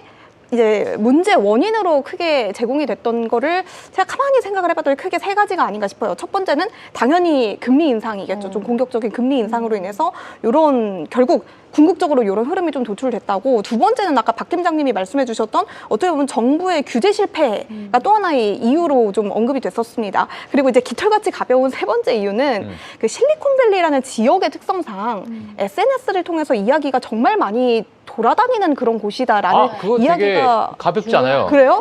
무거운 이야기입니다. 그래서 사실 우리가 뱅크런에 대한 무거운 이야기를 그러면 이어나가 볼게요. 네. 뱅크런에 대한 우리 이야기를 우리가 초반에 했었잖아요. 근데 사실 뱅크런이 뭐냐라고 만약에 물어보신다면 예. 이제 불안감에 고객들이 예금을 이렇게 빼는 그런 행위죠. 근데 그게 하룻밤 안에 420억 달러가 나갔어요. 하나로는 한 55조 원 정도가 되는데 사실 그 3번째 이유가 지금의 사태 때 부재하다면 또 SVB 사태 때와는 또 결이 다른 흐름으로 가게 될 수도 있다. 이런 이야기들도 있으니까 사실 이게 되게 웃긴 게 이번 사태를 두고서는 2023년 SVB 사태 때를 떠올리고 SVB 사태 때는 우리가 2008년 금융위기 때와 비슷하다 이렇게 얘기를 했는데 사실 뭐 닮은 부분들이 당연히 있죠. 뭐 어떻게 보자면 뭐 그 교집합 안에는 뭐 금리 인상이나 규제 실패 같은 것들이 당연히 있겠지만 또 그 나머지 그 여집합 부분들이 분명히 있는데 이번 사태 때는 또 SVB 사태 때랑은 또 다른 차이점을 도출해낼 수도 있다라는 그런 부분들도 있으니까 네. 마무리를 어떻게 해야 될지 모르겠어요. 이게 중요한 얘기인 게 네. 이 3번째는 또 일어날 수는 있어요. 그 세 왜냐면 번째가 중요한 얘기를 뱅크런이라는 했군요. 게 우리가 물리적인 시간이 필요하잖아요. 은행까지 뛰어가려면 근데 하룻밤 만에 그게 이루어졌다고 이제는 하니까 1초에 1초 그냥. 네, 모바일 인터넷 뱅킹. 그래서 이게 딱 터지면 그냥 자금이 그냥 쫙 나갈 수 진짜 있다. 진공청소기로 누가 빨아들이는 것처럼 사라지는 거예요. 그러면 그 3번 이유가 어떻게 보면 지금은 그 진공청소기로 빨아들이듯이 자금이 나가듯이 SNS도 그때보다 더 활발해졌을 거 아니에요. 그렇죠. 그러니까 더 어떻게 보면은 3번이 무서운데요? 무서운 얘기였어요. 제가 지금 굉장히 무서운 얘기를 했네요. 굉장히 중요한 얘기예요. 굉장히 최근에 어느 엄청난 나라에 얘기를 해버렸네. 지금까지 6개월 동안 방송하면서 가장 되게 중요한 중요한 얘기예요. 그러니까요. 예. 좀 여러분 저 깜짝 놀랐어요. 지금 이렇게 중요한 얘기를 제가 제 입으로 막 나오다니. 예. 최근에 아, 어떤 나라인지 기억이 안 나는데 네. 인도였었나? 이런 일이 발생을 해서 이런 일이요? 네. 아, 막 이 SNS 뱅크런 그러니까 이제, 뱅크런 같은 일이 발생을 해서 모바일로 그냥. 그냥 셧다운을 아. 서버 셧다운. 다른 의미예요. 그러고 나서 저도 지금 돈을 새록새록 찾아가려면 예. 은행으로 와라. 맞아. 저도 이거 기억나는 맞아, 거 같아요. 기억나. 은행으로 아, 가라 이거 어디였지? 기억나는 거 은행으로 같아요. 와라. 예. 이런 그냥 예전에 로빈후드 사태, 게임스탑 사태 때 매수 버튼 없애버리는 거 같죠. 예. 사실 이게 인도여서 이렇게 지금 어디 나라지 하는 거지만 진짜로 무서운 일이 생길 수도 있을 것 근데 같아요. 예. 뭐 맞아요. 인도 정도니까 영향을 그쳤을 수도 있어요. 그럼 뭐 가능해. 그럴 수 있을 것 같아요. 그죠? 근데 거기는. 미국에 만약에 이 정도의 사태가 다시 한번 벌어진다면 진짜 전 세계가 패닉인 거죠. 네. 알겠습니다. 저는 자. 좀 섹터별로 사실 네. 이번 옵션 만기가 조금 다시 넘어와서 보면은 이게 뭔가 섹터별로 쏠림 현상이 더 심할 것이다 이런 말도 있잖아요. 근데 뭐 특히나 뭐 찾아봤을 때는 뭐 정보기술이나 임의 소비재 쪽으로 특히나 이게 큰 영향을 줄 것이다 이런 반응이 좀 있던데 이거는 좀 왜 거기 영향을 줄 것이다라고 나왔어요? 사실 먼저 뭐 정보기술 같은 경우는 어제 저희가 막 빅반전 얘기를 했잖아요. 예. 뭐 여기 안에 엔비디아나 애플이나 마이크로소프트 같은 뭐 큰 기업들이 어쨌든 들어가 있고 뭐 58%가 넘게 좀 차지하는 것으로 나타났다고 합니다. 그러니까 요번 지역 은행 이 사태 때문에 기술주 매수가 있을 것이다. 맞습니다. 라고 이야기가 나왔어요? 네. 그리고 그리고 그러니까 이제 뭐 저점 매수. 그러니까 네. AI 강세를 지금 AI 강세니까 이제 저점 매수 관점으로 이제 뭐 임의 소비재나 뭐 그 섹터에 네. 뭐 그런 이야기가 지금 뭐 좀 팀장님이 나오고. 하신 말씀 아니에요? 혹시 출처가? 아니 왜냐면 제가 왜 계속 확인하냐면 이게 내 얘기거든요. 아, 이게 제 얘기라서. 합리화하고 싶으니까 다시, 내 말이 다시 맞다고. 도대체 뭐 어쨌든 그런 네. 현명한 말을 누가 했는가? 아니 근데 이게 방송인들은 다 그런 욕심이 있어요. 내 골드만 말을 사스 누군가가 골드만 동의해줬을, 사스 동의해줬을 때에 예. 대한 그 쾌감. 그렇죠. 내가 뭔가 말을 했을 때 큰 네. 데에서 맞다고 해주면 쾌감. 사실 뭐 단기적인 수급 요인이 어쨌든 이 옵션 만기라는 크게 작용을 하는 만큼 이 부분이 조금 저도 가려웠던 부분인 것 같은데 한번 듣고 싶습니다. 어떻게 사실 지금 옵션 만기 시장에서 좀 되게 팽팽한 거는 방향성을 좀 잡기가 어려워서 매수 매도 방향성이 다 팽팽해요. 그래서 이게 변동성이 뭔가 이벤트가 일어나면은 확 생길 수가 있는 구간이라 어떻게 보면 그게 매도 방향이든 매수 방향이든 좀 확 일어날 수 있는 타이밍인 것 같아요. 네. 그런데 이제 저희가 좀 중요한 거는 최근에 미국 증시나 뭐 아시아 증시도 마찬가지지만 조정을 받았던 그 계기가 트럼프의 또 중국 관세라는 발언이었는데 이제는 어떻게 보면은 실질적으로 저희가 계속 그동안 좀 얘기했던 매크로에 대한 확인을 좀 할 필요성이 있는 것 같고 맞아요. 그래서 다들 좀 금융권에서도 이런 은행 사태들을 가볍게 지나갈 수가 없고 좀 이거의 연쇄 파급 효과를 확인을 하는 것들이 네. 여기에 숨겨진 사실 메시지가 뭔지를 좀 찾아내야 되는 게 중요한 것 같습니다. 알겠습니다. 자, 이게 지금 이 일이 일어난 지가 뭐 한 하루 이틀 정도만 됐기 네. 때문에 앞으로 이제 파급적으로 뭐 월가에서 하나 둘씩 뭐 뜯어보게 되면 부실 뭐 대출들이 뭐 나올 수도 있고 정말로. 무서워요. 왜냐면 바퀴벌레가 한 마리만 이게 여러 마리 있다고 그러니까요. 하니까. 예, 그러니까 이제 그런 것들을 한 번씩 저희가 봐야 될 것 같은데 또 실적 발표가 있기 때문에 이게 지금 강대강으로 막 싸울 것 같아요, 분위기는. 자, 이런 부분도 한번 우리가 염두에 보면서 종목으로 한번 좀 넘어가 보도록 하겠습니다. 제가 사실 오프닝 할 때부터 아메리칸 익스프레스, 트루이스트 실적을 짚어드리려고 좀 준비를 하고 네네네. 있었는데 뭐 저희가 지역은행 이야기를 하느라 약간은 좀 늦어진 감이 있지만 네. 사실 시장이 어려울 때만큼 개별 기업들의 실적이 중요한 맞아요. 때가 또 사실 그렇죠. 없습니다. 그래서 제가 아멕스 그리고 트루이스트 실적을 좀 차례대로 짚어드리도록 할게요. 예. 아메리칸 익스프레스 여러분들 줄여서 아멕스라고 많이들 부르시죠. 신용카드사라고 보시면 될 것 같은데 3분기 실적입니다. EPS는 $4 14센트, 매출은 184억 3천만 달러로 모두 예상치를 웃도는 호실적을 발표를 했고요. 현재 프리마켓에서 0.5% 정도 강보합권의 거래가 되고 있습니다. 다만 주가 자체는 제 생각에는 뭐 아무래도 구체적으로 여러 가지 요인들이 있겠지만 시장 자체가 지금 전반적으로 변동성이 크기 때문에 주가도 좀 왔다 갔다 하는 듯한 느낌을 좀 받은 게 제가 실적이 막 나왔을 때는 1% 넘게 2% 가깝게 상승을 하고 있었는데 저희가 지역은행 이야기를 하는 오프닝 때는 다시 한번 좀 마이너스로 전환이 됐거든요. 근데 다시 한번 지금 1% 가깝게 좀 상승 전환이 된 모습을 보여주고 있으니까 이런 변동성이 좀 개별 이슈들도 강할 수 있다라는 부분 체크해 보시면 좋을 것 같고 트루이스트 같은 경우는 이게 100% 아직 확실하다라고 보기는 어렵지만 인베스팅에서 실적을 저는 개인적으로 잘못 올려준 것 같다라고 잘못 올렸다고요? 네네네. 근데 인베스팅에서 제가 예전에도 말씀을 드렸지만 실적을 잘못 올려주는 경우가 왕왕 있어요. 아, 그래요? 그렇기 때문에 너무 인베스팅닷컴을 100% 믿지는 마셔라라는 이야기를 좀 함께 드려보고 싶고 반드시 더블 체크를 좀 해보셔야 하는데 외신들과 더블 체크를 해보시면 될 것 같고 저희 프리마켓 뉴욕 시청자 여러분들은 외신들 보실 필요 뭐가 있습니까? 저희 예. 방송이랑 같이 더블 체크 해보시면 될 것 같아요. 알겠습니다. 아마 트루이스트 투자하신 분들 아무도 없을 것 같아요.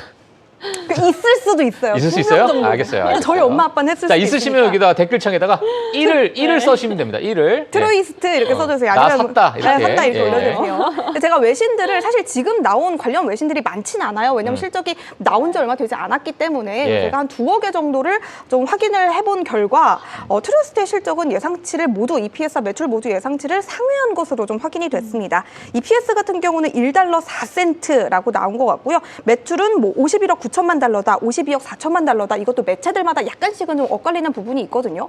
근데 예상치 같은 부분도 지금 인베스팅에서는 51억 8천만 달러라고 제시를 하고 있는데 어떤 매체에서는 뭐 51억 9천만 달러다, 어떤 매체에서는 51억 5천만 달러다. 좀 의견들이 좀 분분한 것 같긴 합니다. 아무래도 기사들이 조금 더 나와봐야 정확한 사실을 확인할 수 있을 것 같은데 예. 만약에 그래도 전반적인 트루이스트의 실적 느낌을 확인해보고 싶다 하시면 3분기 실적 EPS와 매출 모두 예상치를 웃도는 호실적을 발표했다라고 파악을 해보시면 될 것 같고요. 주가 보시면 제 말에 조금 더 힘이 실리는 모습이죠. 3% 가깝게 상승 중에 있으니까요. 이러한 개장 전에 실적을 발표하는 굵직한 기업들, 특히 뭐 트루이스트는 투자하시는 분들 별로 없다 해도 아멕스는 아마 많을 것 같아요. 지금 몇몇 분이 지금 거짓말을 몇 분이 치고 있어요. 하신다고요? 여러분 사랑해요. 라이드 하이님 댓글 안 치다가 네. 지금 일 1을 엄청나게 하셨어요? 쳤어. 라이드 이분은 거짓말이야. 하이님, 제가 볼 때. 라이드 하이님, 예, 예. 제가 마음속에 깊게 새겨둘게요. 예, 알겠습니다. 트루이스트, 라이드 하시나요? 하이님은 얼마나 댓글을 치고 싶었을까? 혹시 제 지인은 아니겠죠? 자, 네, 많이 어쨌든. 많이 댓글 남겨주시면 저희가 또 언급을 해드리도록 하겠습니다. 알겠습니다. 예, 자, 다음으로 넘어가 볼까요? 그러면? 네네네. 이번에는 제가 준비해온 브리핑 한번 넘어가 보도록 할게요. 예. 간밤에 실적을 발표한 기업입니다. 트래블러스 한번 좀 보려고 하는데요. 풀네임은 트래블러스 컴퍼니입니다. 미국에서 가장 큰 상업 및 개인재산 보험회사 중 하나고요.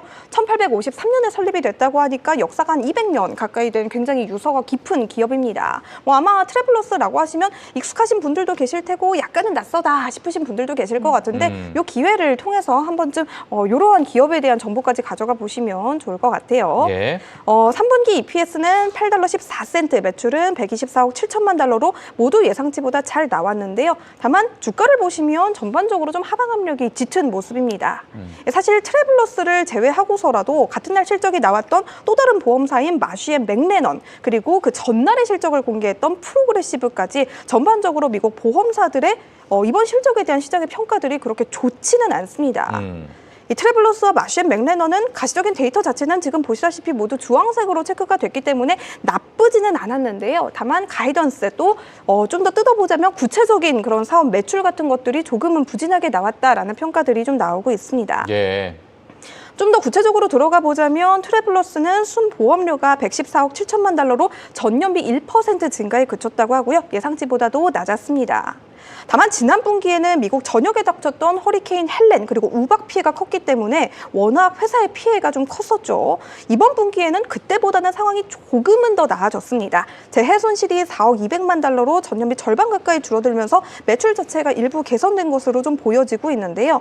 즉 다시 한번 말하면 최악의 상황에서 일부분 회복이 된 것 때문에 실적이 표면적으로는 좋은 것처럼 보이나 기저효과가 있다. 기저효과가 있으나 사실 보험료 상승세가 발목을 좀 잡고 있는 상황이기 때문에 이런 부분들이 중장기적인 전망 자체는 조금은 안 좋은 방향으로 부정적인 방향으로 좀 가닥을 잡는 게 사실상은 맞다라는 그런 진단들이 많이 나오고 있습니다. 네. 비슷한 보험사인 마쉬 맥레넌도 위험과 보험 서비스 부문이 크게 둔화가 됐다라고 합니다.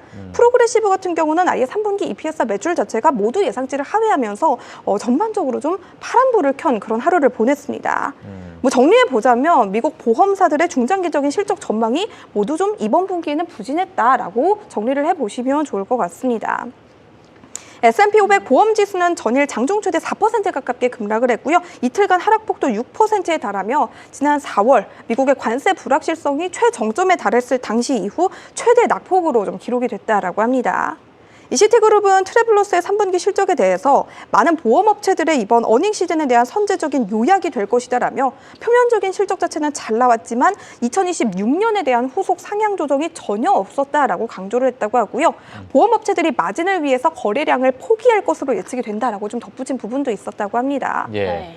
에버코어 ISI도 외관상으로는 추정치에 부합하는 실적이었지만 트래블러스, 마시앤 맥레넌, 또 프로그레시브까지 지지부진한 모습은 다음 주에 발표될 또 다른 보험사들, 그러니까 처브 그리고 WR 버클리와 같은 기업들에게도 비슷한 양상을 보일 가능성이 굉장히 높다라고 진단을 했다고 하니까 전반적으로 보험사 관련된 그런 실적들도 좀 가져가 보시면 좋을 것 같습니다. 네, 알겠습니다. 자, 보험사 관련돼서 이렇게 또 정리를 좀 해주셨고요.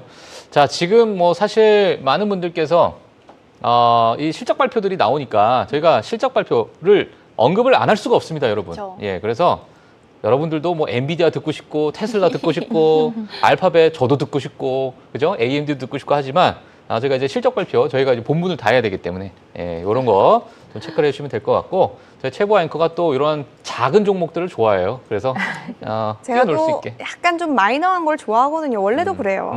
보험업계는 지금 보기에 괜찮으신 게 보험업계. 사실은 지금 주가가 좀 부진은 한데 네. 저희가 금리 인하 시기에 보험들의 수익성에 대해서 좀 재평가를 해볼 수 있는 게 보험은 수익 사업이 크게 두 가지예요. 이제 보험 영업이라고 하는 거. 그러니까 고객한테 보험료를 받고 네네. 그리고 사고가 나가면 보험금을 지급해주고 지급되고. 이런 것들이 네. 있잖아요. 이게 한 뭐 60%라고 하면 예. 이 보험금을 또 받아서 지급 수수료가 나갈 때까지 운용을. 키핑하고 있는 운용들 예. 이게 또 한 40% 됩니다. 어. 그런데 요 수익들이 대부분 되게 다양한 자산에다가 투자를 해요. 주식도 할 수 있고 채권도 할 수 있고 네. 뭐 하지만 어쨌든 얘네도 예비비로 갖춰야 되고 지급을 해줘야 되는 돈이기 때문에 채권에 가장 투자를 많이 합니다. 규모도 되게 크고요. 그런데 지금 채권이 말씀드린 것처럼 금리 인상 시기였기 때문에 채권 가격이 굉장히 계속 눌려 있었어요. 그런데 보험사가 가지고 있는 채권의 물량이 굉장히 많거든요. 대부분을 채권으로 채우고 있으니까. 그러니까 금리 인하가 반 정도만 되고 채권 가격이 10%만 돼도 그냥 갑자기 앉아서 수익이 10%가 늘어나는 겁니다. 예. 그래서 그런 것들이 좀 각광을 받기 때문에 사실 금리 인하 시기 시즌에 보험사들의 실적은 개선이 돼요. 그래서 우리가 이걸 따져볼 때 영업의 실적이 난 것이냐 아마 내년 정도 하반기가 되면 우리가 그런 얘기를 하겠죠. 보험사들의 영업 실적이 늘었느냐 아니면 이 투자 수익 부분에서 늘었느냐라고 하면 투자 수익 부분이다라고 해서 보험의 사업성에 대해서는 평가를 안 할 수 있겠지만 결론 일단 숫자 자체는 금리 인하 시기엔 좋아질 거기 때문에 관심을 가지고 보시는 게 좋고 또 보험사가 지금 어려운 것 중 이유가 하나가 지금 뭐 말씀 주신 것처럼 재해가 많았었기 때문에 산불도 있었고요. 그리고 뭐 허리케인도 있었고 굵직한 이슈들이 많아서 보험금 나갈 게 많아 있었어요. 근데 그것뿐만 아니라 또 하나는 영업이 그러면 잘 되느냐 이 언더라이팅 지표라고 하는 것들이 있는데 거기서 언더라이팅 일정이 뭐냐면은 계산을 하잖아요. 이 사람한테 보험료를 받아서 이 사람한테 보험 지급을 나가는 그 확률이 얼마나 될 것이냐 이걸 잘 해야 되잖아요. 그렇죠. 이제 대출을 할 때 이 사람의 갚을 확률이 얼마가 될 것이냐처럼. 예. 그런데 여기다가 마진을 좀 붙여야 될 거 아니에요. 비용이 들어가는 그렇죠. 것들, 뭐 마케팅 비용, 기타 이 마진 자체가 점점 스퀴즈되고 있어요. 그래서 좀 전통적인 보험사들은 조금 이런 거에 대해서 부진이 되고 있지만 저희가 또 볼 것은 이 인터넷 베이스로 가는 보험사들이 이제 나오고 있습니다. 은행도 마찬가지지만 이런 곳들은 그런 것들의 비용 자체가 좀 절감이 되고 실질적으로 마켓시어 자체도 늘어나고 있기 때문에 어떻게 보면 온라인 기반으로 하는 그런 것들을 좀 보실 필요는 있을 거예요. 실적이 아마 갈릴 수는 있을 거라고 생각해요. 알겠습니다. 자, 보험. 특히나 이 보험 관련해서 최근에 가장 이슈가 봤던 게 바로 유나이티드 헬스 그룹 때문에 또 안 보던 보험 업종을 보고 계셨던 분들 많이 계시고 네. 그분들께 유나이티드 헬스그룹이 뭐 워렌 버핏도 샀다. 그리고 이제 보험 업종에 대해서 방금 말씀해 주셨는데 이런 여러 가지 어떤 생태계에 있어서 너무나도 괜찮은 기업이다라고 하다 보니까 이분들은 또 곱하기 3을 또 매수를 해가지고 거기서 레버리지를 또 하시더라고요. 그래서 정말 우리나라 많은 이제 성악개미 분들이 전투 민족이다라는 걸 다시 한번 증명을 또 유나이티드 헬스그룹에서 보여주셨다. 이것도 한번 짚고 넘어가도록 제가 하겠습니다. 약간은 다른 얘기긴 한데 혹시 다 끝나셨나요? 얘기가?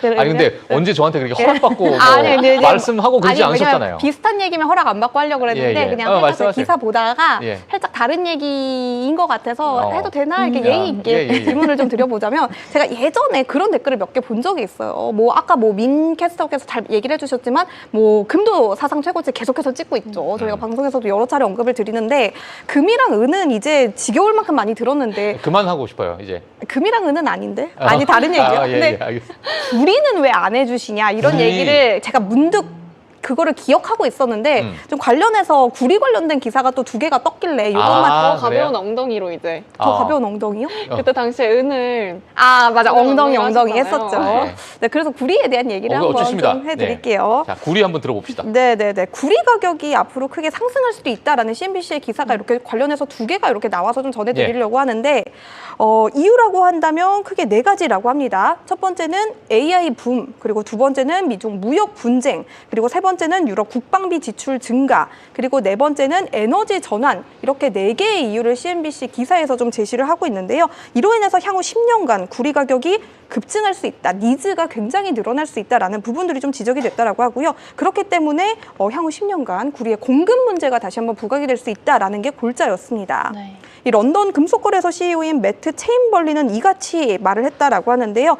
최근 미중 분쟁에서 가장 주요한 의제로 좀 다뤄졌던 게 바로 히토류 관련 문제죠. 이러한 문제들, 이러한 이슈들이 구리 시장에 정말 큰 교훈을 좀 주고 있다라고 언급을 했다고 하는데, 물론 거래소마다 조금씩 차이는 있겠지만 구리 가격이 평균적으로 3개월 내 최고치를 현재 기록을 하고 있다라고 해요. 그리고 관련해서 HSBC도 프리포트 맥모란 구리 공급 업체죠. 예. 여기에 대한 투자 의견을 보유해서 매수로 상향했다라는 그런 레포트까지 함께 나왔는데요. 역시나 이유는 구리 가격 상승이라고 하고요. 목표가 같은 경우도 프리포트 맥모란에 대한 목표가를 43달러에서 50달러로 높였다라는 레포트가 방금 전에 나왔으니까요. 혹시라도 구리를 투자하고 계시는 아주 한두 분이 계신다면 요 시간 빌어서 좀 구리 가격이 앞으로 크게 상승할 수도 있겠다라는 부분 체크를 해보시면 좋을 것 같아요. 알겠습니다. 자, 이번에 신용 경색을 예언했던 최보 앵커가 구리 구리 가격도 가격에 대해서 예측을 예언을 이야기를 좀 해보겠습니다. 했습니다. 자, 그래서 눈여겨보시면 될 것 같고요.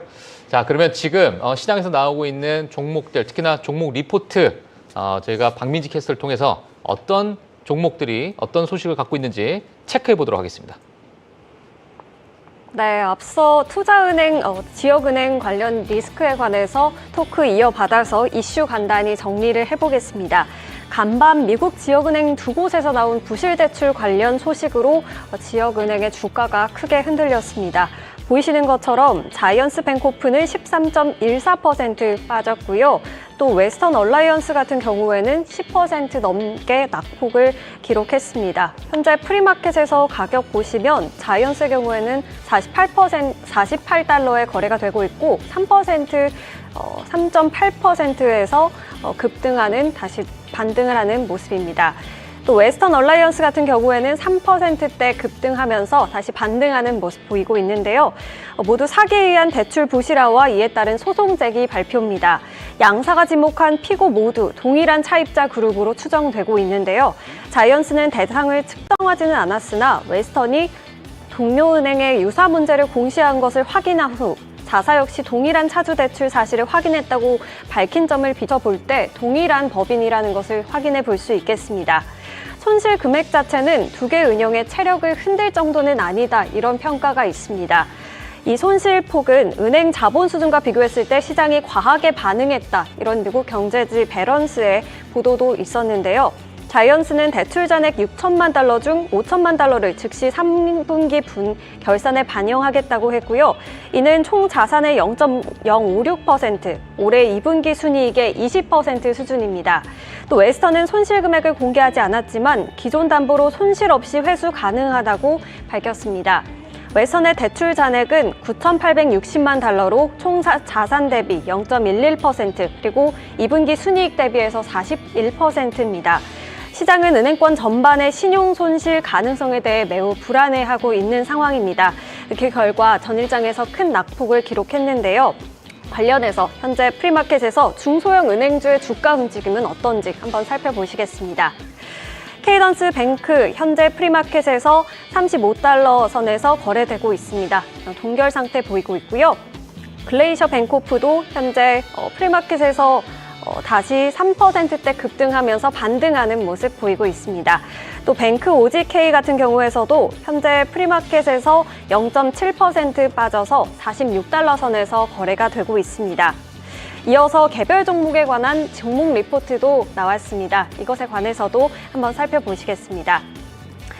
먼저 무디스 종목입니다. 레이먼드 제임스 측에서는 투자 등급을 기존 언더포폼에서 중립으로 투자 의견 상향 조정했습니다.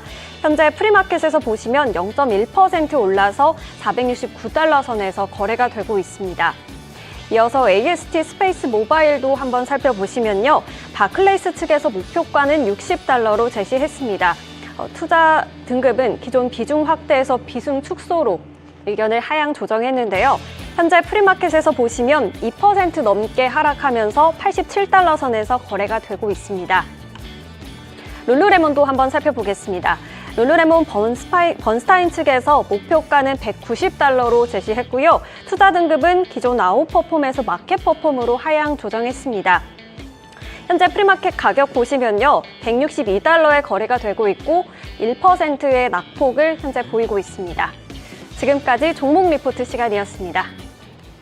네, 자, 종목 리포트 하나씩 좀 짚어봤고요. 지금 지역은행에 대해서 이야기가 좀 나왔는데, 지금 시장에서는 지금 반등을 좀 하고 있습니다. 예, 여러 가지 시스템적인 그러한 해석이 나오지 않고 있는 듯한 그런 모습이 보이고 있고, 다우존스는 지금 사실 좀 플러스로 전환이 됐습니다. 0.02%, 물론 소폭이긴 하지만 낙폭을 전부 다 만회하고 있고, 지금 히트맵을 지금 프리마켓은 보시면 아시겠지만 일부 필수 소비재 기업들이 강하게 좀 반등을 하고 있고, 파이낸셜, 특히나 금융주들, 어제 많이 빠졌었던 금융주들이 다시 일부 좀 회복하는 모습이 좀 보이게 되면서 다우존스는 지금 플러스로 넘어갔다. S&P 500, 나스닥은 여전히 지금 마이너스지만 많은 회복을 좀 보여주고 있습니다.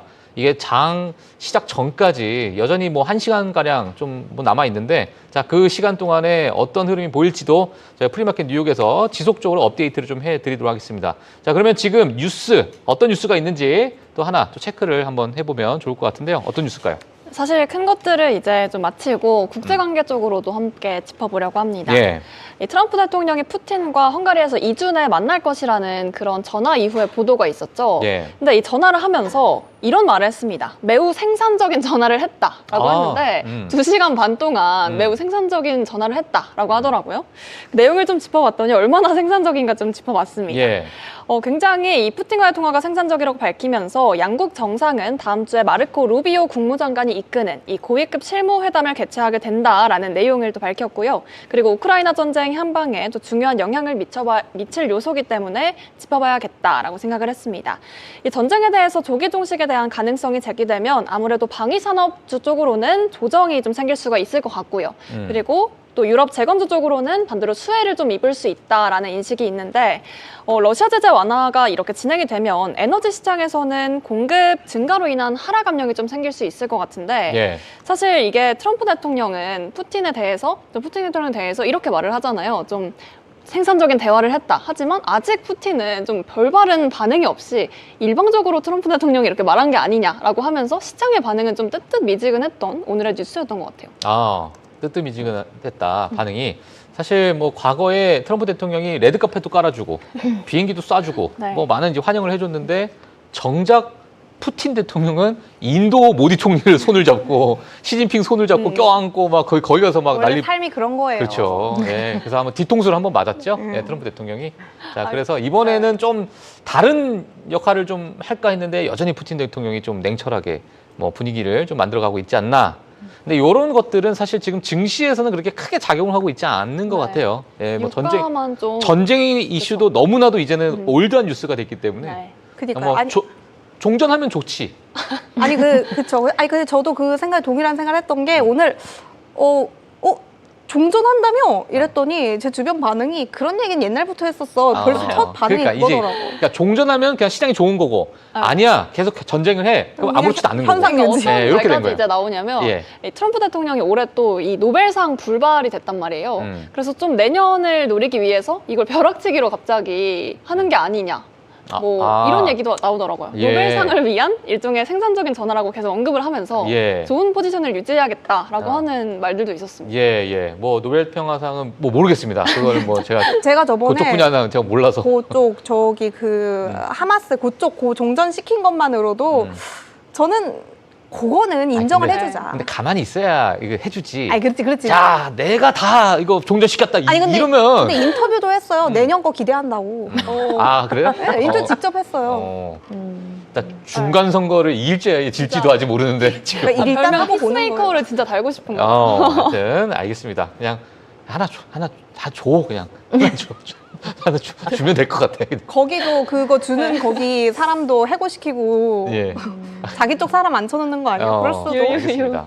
자, 일단 뭐 미국의 뭐 부채 문제나 뭐 금리 인하 이런 것들은 또 어떻게 밀어붙일지 뭐 이번 뭐 10월 말에도 FOMC가 있기 때문에 트럼프 대통령이 그 사이에 뭐 다양한 뭐 이야기들을 할 것으로 보여지고 있고, 자, 오늘 일단 뭐 푸틴 대통령과 뭐 좋은 생산적인 뭐 통화를 했다, 이런 뉴스가 있었습니다. 자, 그러면 우리 종목으로 하나 좀 넘어갈 텐데요. 자, 어떤 종목이 있을까요? 네, 제가 일단 오라클로 넘어가기 전에 실적 이야기를 좀 간단하게 하고 넘어가면 좋을 것 같아요. 예. 저희가 지역은행 이야기를 계속해서 하면서 오늘 장에서는 그래도 어느 정도 좀 반등하는 분위기를 좀 보여주고 있다, 이런 얘기를 했는데, 관련해서 지역은행 두 개의 실적을 좀 한번 살펴보면 관련 연관지어서 좀 좋을 것 같습니다. 네, 좋습니다. 뭐 공교로운 걸까요? 아니면 뭐 그래도 좋은 걸까요? 어쨌든 실적 자체는 좋게 나왔습니다. 일단 여기 피프스 서드 뱅코프 그리고 리전스 파이낸셜 이렇게 두 개 짚어드릴 거고요. 자산운용사 스테이트 스트리트까지 세 가지 짚어보시면 좋을 것 같습니다.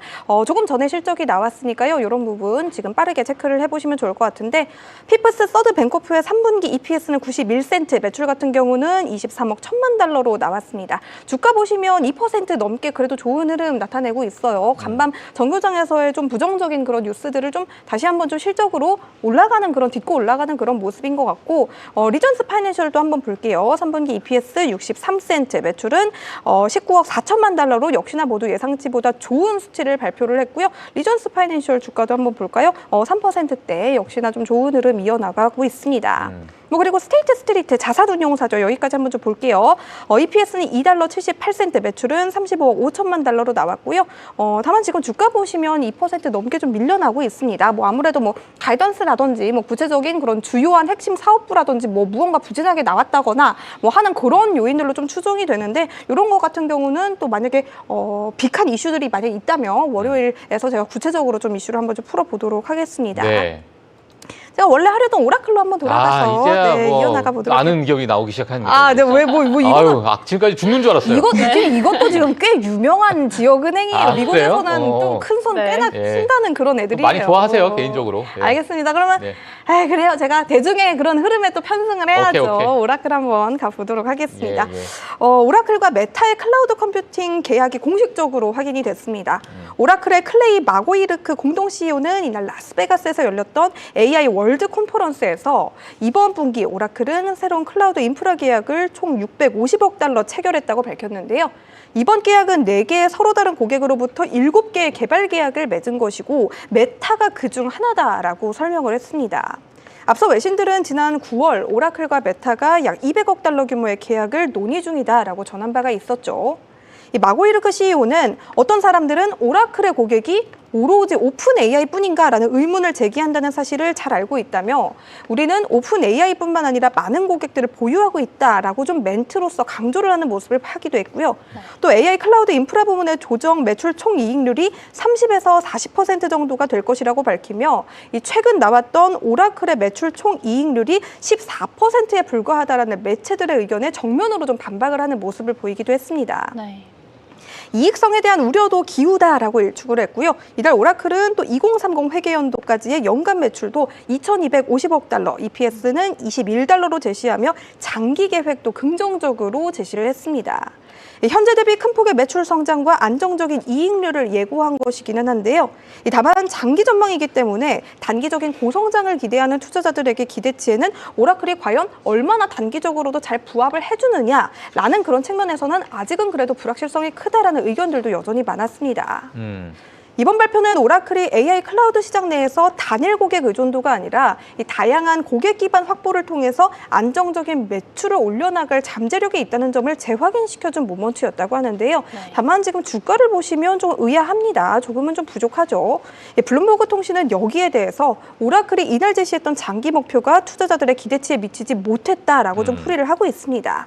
뭐 당연히 높아질 대로 높아진 투자자들의 눈도 한몫을 하겠지만 뭐 지금 약간 반등을 했다고는 하지만 시장 분위기 전체 자체가 약간은 지역은행 이슈로 좀 침체가 되어 있기 때문에 여기에 대한 부분도 오라클의 주가도 자유롭지 않은 것으로 좀 보여지고 있습니다. 오라클의 주가 같은 경우 보시면 정규장에서는 3% 상승 마감했는데요. 현재 프리마켓에서는 2%대 조금씩 밀리는 모습 보여주고 있으니까요. 개장하고 나서 시장과 함께 전반적으로 반등할 수 있을지 조금 더 지켜보시죠. 네, 알겠습니다. 자, 오라클 뭐 지금 많은 좀 관심을 받고 있기 때문에 그에 따른 기대감이 상당히 지금 높은데 나오고 있는 좋아할 거라고 생각하고 아마 CEO가 맞아요. 자신 있게 얘기했다가 주가는 좀 빠지니까 본인도 약간 난감한 그런 포지션이죠. 예. 제가 막 속보라고 열심히 말했는데 아무도 반응 안 해주는 거랑 똑같은 거예요. 아, 그래요? 알겠습니다. 앞으로 반응 뭐 그렇게 많이 안 할 수도 있어요. 자, 우리 그러면 뉴스 지금 빠르게 또 하나 좀 보도록 하겠습니다. 네, 이번에도 테마를 좀 바꿔서 자동차 산업 쪽에 관세가 또 이슈가 있어서 함께 챙겨봤습니다. 이 트럼프 행정부가 자동차 산업의 관세 부담을 완화하는 조치를 현재 추진하고 있는데요. 이 블룸버그 통신에 따르면 미 상무부는 자동차 부품에 대한 수입 시 이 부과되는 관세를 낮출 수 있도록 하는 제도를 앞으로 5년간 연장하는 방안을 발표할 예정입니다. 사실 이 제도는 2년 뒤에 종료될 예정이었는데요. 트럼프 대통령은 지난 4월 이 미국 내 조립된 차량의 부품 가치 15%에 대해서 관세를 줄이라는 포고문에 성명을 했었습니다. 이에 따라서 상무부는 이 자동차가 제조사에 판매한 차량의 권장 소비자 가격의 3.75%를 관세 상쇄형으로 그리고 그 다음에는 2.5%를 적용할 수 있도록 허용을 했는데요. 제가 봤을 때는 미국 내에서 사실 생산 비중을 높이는 그런 자동차 제조사들에게는 좀 반가운 소식이지 않을까 싶은데 반대로 봤을 때는 또 수입 부품에 대한 의존도가 높은 업체들은 좀 상대적으로 불리하고 조금은 고민이 깊어지는 듯한 그런 뉴스가 아니었나 싶습니다. 좀 업계 희비가 좀 갈리고 있는 상황인 것 같은데 좀 반가운 소식으로 보는 게 좋을까요? 뭐 일단은 뭐 자동차라는 이 소비재 같은 경우에는 미국에 있어서 가장 중요한 소비재이기도 하고 가장 사이즈가 또 또 크기도 하니까 뭐 2위를 기록하나요? 뭐 하여튼 뭐 그 액수 중에 뭐 우리가 굳이 따지자면 근데 이제 이러한 뭐 부품의 가치를 일부 좀 줄인다는 얘기는 자동차 가격을 좀 줄일 수도 있고 이에 따라서 뭐 관세 이 인플레이션이나 이런 요인에 대해서도 일부 긍정적으로 좀 볼 수도 있는 요인이긴 한데 산업의 생태계는 어떻게 봐야 될까요? 요 부품에 대해서 요 어떻게 보세요, 대표님? 이게 미국에 있는 기업들에게는 뭐 긍정적으로 볼 수 있겠지만은 수입차들에게는 뭐 그렇게 큰 영향은 없을 것 같기도 하고 조금 불리할 수 있다 이런 생각이 들긴 해요. 일단 저희가 이거를 부품으로 한정을 했잖아요. 자동차 아니라. 그리고 트럼프의 지금 스탠스는 미국에 들어와서 만들어라. 그런데 그 부품을 그 미국 안에서 다 소화할 수가 없어요. 밸류체인의 자동차를 완성차를 미국의 부품만 가지고 만들 수 없기 때문에 수입 부품에 대해서는 관세 영향이 없도록 하는 게 미국의 자동차 산업에도 중요한 거고. 중요하죠. 말씀하신 것처럼 그래서 미국에서는 이 자동차라고 하는 게 굉장히 중요하잖아요. 거긴 자동차가 없으면 생활이 안 되는 지역입니다. 그리고 이 자동차의 신차 값은 또 중고차 가격에 영향을 미치죠. 그래서 어떻게 보면 제조를 국내에서 하더라도 이 가격의 인플레이션에 대해서는 트럼프도 인지를 하는 것 같고 그렇기 때문에 부품에 대해서는 관세를 좀 올리지 않겠다는 걸 유지를 하겠다는 방향인 것 같아요. 그러면 이거는 결국에는 우리가 계속 우려하고 있는 이 미국의 인플레이션을 좀 잡으려고 하는 조치라고 봐야져서 중장기적으로 저희는 괜찮다고 보고요. 현대차나 뭐 지금 이런 것들이 미국에서 지금 제조를 얼마나 늘릴 수 있느냐라는 고민을 좀 하고 있는데 결국에는 사실 부품이 가능하다고 하면 우리 완성차 업체들이 미국 내에서의 공장을 늘려가는 방향성으로 가지 않을까 싶습니다. 예. 알겠습니다. 그래서 제가 자, 관련해서 지금 속보가 하나 나왔는데 속보가 떴어요. 네네네. 요거 하나 전해드리면 좋을 것 같아요. 예. 스콧 베센트 미국 재무장관이 금요일에 중국 무역부와 회담을 할 예정이다라는 브레이킹 뉴스가 나왔습니다. 네. 보시다시피 아직 구체적인 내용까지는 아. 좀 전해지지 않은 것 같고 이렇게 헤드라인만 일단 전해졌는데 예. 금요일이니까 일단 이날이겠죠. 오늘이겠죠. 저거 진짜 중요한 그러니까요. 날입니다. 시장이 요거 하나에 대해서 조금이라도 긍정적인 포인트가 하나 더 나온다면 어쩌면 자, 오늘 시장이 오늘 시장 난리 날 수 크게 있어요. 한번 좀 다시 한번 좀 올라갈 수 왜냐면 있는 실세와 요인이 실세가 있죠. 만난 거예요. 그러니까요. 지금. 예. 근데 제가 그때 어젠가 그제인가 그때 베센트 장관이 주식시장 하락하는 거에 크게 신경 쓰지 않는다. 중국에 대한 그런 기조를 주식시장 하락하는 거 신경 쓰느라 바꾸지는 않겠다. 맞아요. 그 이렇게 주식시장에 쫄아 있다는 얘기거든요. 지금. 그렇게 말을 했는데 또 뭐 오늘은 또 약간은 좀 소프트해졌네요. 그러니까 오늘 이제 주식시장 이제 올려야 되니까 어제 그러니까, 빠졌으니까. 그러니까 예. 신경 안 쓴다고 하더니 어제 근데 제일 많이 재미난 게 뭐냐면 S&P 500 기준으로 2% 빠졌거든요. 네. 근데 심리가 극도의 공포 구간이에요. 맞아요. 그죠? 되게 웃기지 않아요? 2% 빠졌는데 극도의 공포에 그 정도면 다 거품 물고 난리가 그러니까 났어요. 이제는 그 정도면 극도의 공포고 한 10% 더 가는 거는 뭐 그냥 그럴 수도 있지 뭐 이런 거고. 그러니까 이제 이 조정도 2% 가면 다 거품 물고 쓰러지니까 아, 야 이거 안 되겠다 해서 오늘 제 베센트 장관 야 전화 한 통화 해야 급하게 되겠다. 진화해. 야, 급하게 진행해야 되겠다. 약간 그런. 근데 이렇게 좀 대응을 할수록 좀 중국 입장에서는 뭔가 가만히 있었는데 뭐 이렇게 뛰어 알아서 난리가 나네. 맞아요. 주도권이 좀 중국한테 넘어간 게 그러니까 아닌가. 주도권이 중국에 넘어간 네. 건 전 두 가지가 보여주는 하나는 히토리오. 그거 뭐 다들 아실 네. 거라고 생각이 들고 하나는 뭐냐면 중간선거. 지금 중간선거 놔두고 내가 툭툭 건들면 응. 휘청휘청 거리니까 그러니까. 이거를 중국 바빠요. 입장에서는 가만히 놔둘 이벤트가 아니잖아요. 그러니까 이게 옛말에 가만히 있으면 중간이 나간다는 네. 말이 제 생각에 맞는 것 같아요. 중국이 딱 진짜 그렇게 그러니까요. 가만히 가지라는 있으면 것 같아요. 중간에 아이고, 가는데 괜히 밑도 끝도 없이 그냥 빌드업을 그렇게 하시면 아니, 그냥 그렇잖아요. 뭐 네. 하는 거 보면은 살짝. 알겠습니다. 근데 결국에 중국과 미국이 지금 뭘 하겠다는 건 결국 관세를 어떻게 할 거니는 의논을 그렇죠, 할 거잖아요. 그렇죠. 예. 그러니까 거기에 있어서 좀 중국이 좀 우위에 있는 거시 경제 지표가 확인이 좀 전 됐다고 생각을 하는데 아, 어떤 예. 걸로요? 그 대미 관세 수입이 늘기는 했어요, 미국은. 그리고 중국은 대미 수출이 굉장히 줄었어요. 아, 엄청 줄었죠. 그런데 중국의 수출은 늘었습니다. 맞아요. 네.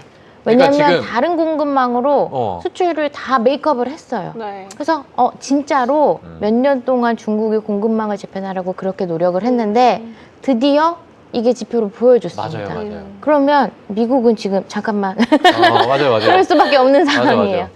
그래서 러시아와의 관계도 생각해 보면 사실 러시아 노벨 평화상 네. 때문에 갑자기 우크라이나 편을 엄청 많이 들어주고 빨리 전쟁을 불식해라라는 스탠스였다가 사실은 러시아는 또 다른 되게 큰 시장이에요. 소비를 할 수 있는 굉장히 큰 시장인데 이게 지금 다 닫혔잖아요. 근데 만약에 러시아가 재건을 다시 시작한다. 우크라이나뿐만 아니라 이건 굉장히 또 큰 시장이 열리는 거기 때문에 아마 트럼프의 이제 관심은 전쟁의 불식 그리고 러시아 시장의 재개방 이런 거에 관심이 좀 가야 할 것 같아요. 그래서 우리도 좀 더 중장기적으로는 그런 관점으로 그 다음 수혜를 그러면 볼 기업이 어딘가 그 주식을 찾는 게 좀 좋을 것 같고 중국은 지금 우위에 섰다라는 지표가 맞아요. 좀 보여주는 예. 것 같습니다. 그러니까 지금 100%, 500% 이게 중국에게는 뭐 그러든지 그래 해 하고 왜냐면 지금 대미 수출 엄청나게 줄였잖아요. 근데 모든 국가는 지금 중국의 수출량이 다 사상 최고치를 찍고 있는 그런 뭐 데이터들이 막 쏟아져 나오니까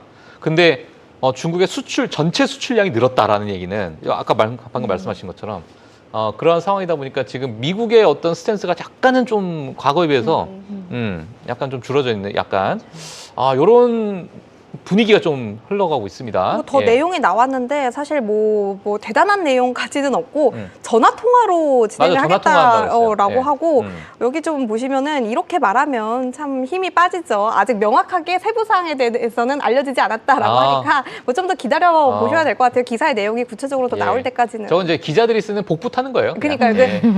제일 좋은 말이잖아요. 명확하지 아직 않으나 확인 불가. 확인 불가. 더 익명의 해- 소식을 알아봐야 된다. 따르면 예. 이런 말. 알겠습니다. 자, 그러면 우리 종목으로 좀 하나 넘어갈 텐데, 어떤 종목을 한번 지켜볼까요? 네, 이번에는 테슬라 이야기를 테슬라. 한번 하면서 예. 저희가 이전에도 며칠 전에도 얘기를 해드렸던 빅3 완성차 업체 제너럴 모터스, 포드, 스텔란티스 이야기까지 좀 함께 다뤄보면 좋을 것 같습니다. 제가 그제 제너럴 모터스 이야기를 하면서 이 전기차 전환 계획 철회로 인해서 약 16억 달러 정도의 비용이 발생됐고 이게 기타 항목으로 제너럴 모터스의 3분기 실적에 잡힐 거다라는 이야기를 제가 드린 적이 있습니다.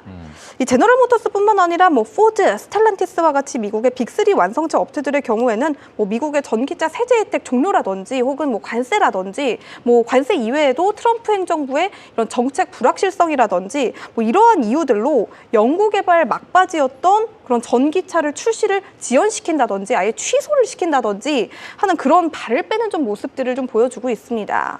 이 포드의 짐 팔리 CEO 역시 지난달 앞으로 미국의 전기차 판매가 절반으로 줄어들 것이다 라고 전망을 하기도 했고요. 스텔란티스도 유럽에서 2030년까지 전 차종 전기차화 목표를 철회하면서 이 미국에서 크라이슬러 브랜드를 중심으로 한 전동화 계획을 모두 철회를 시켰습니다.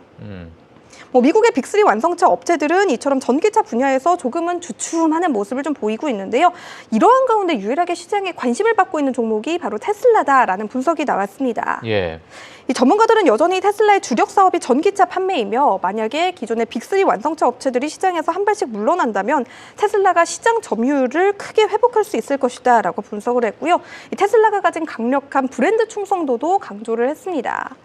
다만 테슬라 역시 세제 혜택 종료 직전에 몰린 구매자들로 인해서 4분기 실적부터는 좀 둔화가 될 수 있다는 부분은 뭐 여전히 테슬라에게도 판매량 감소 또 마진 압박이라는 이중고의 우려에서 완전히 자유로울 수는 없다라고 봤고요. 또 미국 전기차 시장 규모 자체가 줄어든다면 테슬라 역시 시장 점유율이 반등을 하더라도 절대적인 판매량 수치 자체는 여전히 줄어들 수 있다는 부분은 우려를 했습니다.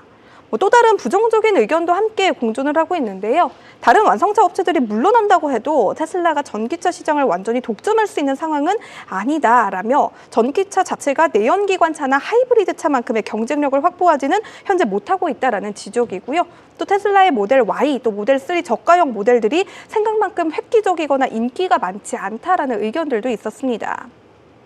또 트럼프 정부의 정책, 그러니까 세제 혜택 종료 외에도 이 캘리포니아의 자동차 배출 규제 권한 철회나 전기차 충전소 및 공장 전환 지원 자금 회수, 또 배출가스 기준 완화 작업을 진행 중인 점 모두가 전기차에 대한 신규 투자를 조금은 약화시키고 있고 또 중국 업체들이 빠르게 해외 시장에서 미국산 전기차를 대체하고 있다라고도 덧붙였습니다.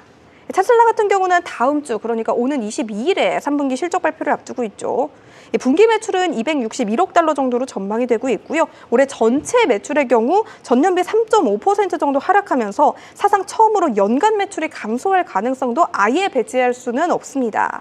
이에 따라 실적 발표 이후에 주가가 하락할 수 있는 상황에도 반드시 대비를 해야 한다는 조언들이 함께 나오고 있는데요. 물론 로보택시라든지 AI라든지 하는 부업 차원의 동력들은 여전히 좀 잔존을 하고 있지만 전기차라는 본업에 대한 펀더멘털이 여전히 불안하다라는 부분들이 좀 지적이 됐고요. 또 테슬라의 최근 주가 상승세가 좀 이미 주가에 선반영이 됐다라거나 혹은 실체가 불분명하거나라는 그런 우려들도 공존을 하고 있기 때문에 정작 실적이 발표됐을 때 기대치를 크게 능가하지 않는다며 웬만큼 양호한 실적이 나오더라도 주가는 크게 하방 압력을 받을 수 있다라는 우려 섞인 시각들도 함께 나오고 있습니다.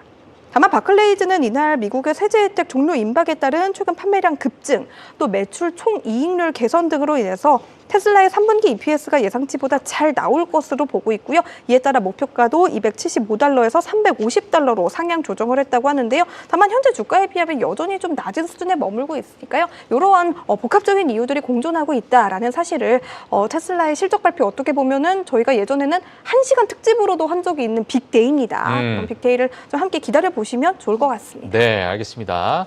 자, 테슬라에 관련돼서 이렇게 좀 이야기가 나왔는데 혹시 뭐 대표님은 테슬라는 뭐 어떻게 개인적으로 좀 보고 계세요? 이 기업 뭐 전기차 기업이긴 하지만 뭐 우리가 꿈을 먹고 또 사람들이 많이 투자를 하니까 그렇죠. 뭐 밸류에이션 측면을 좀 우리가 차치하고 네, 테슬라라는 기업은 어떤 기업이다?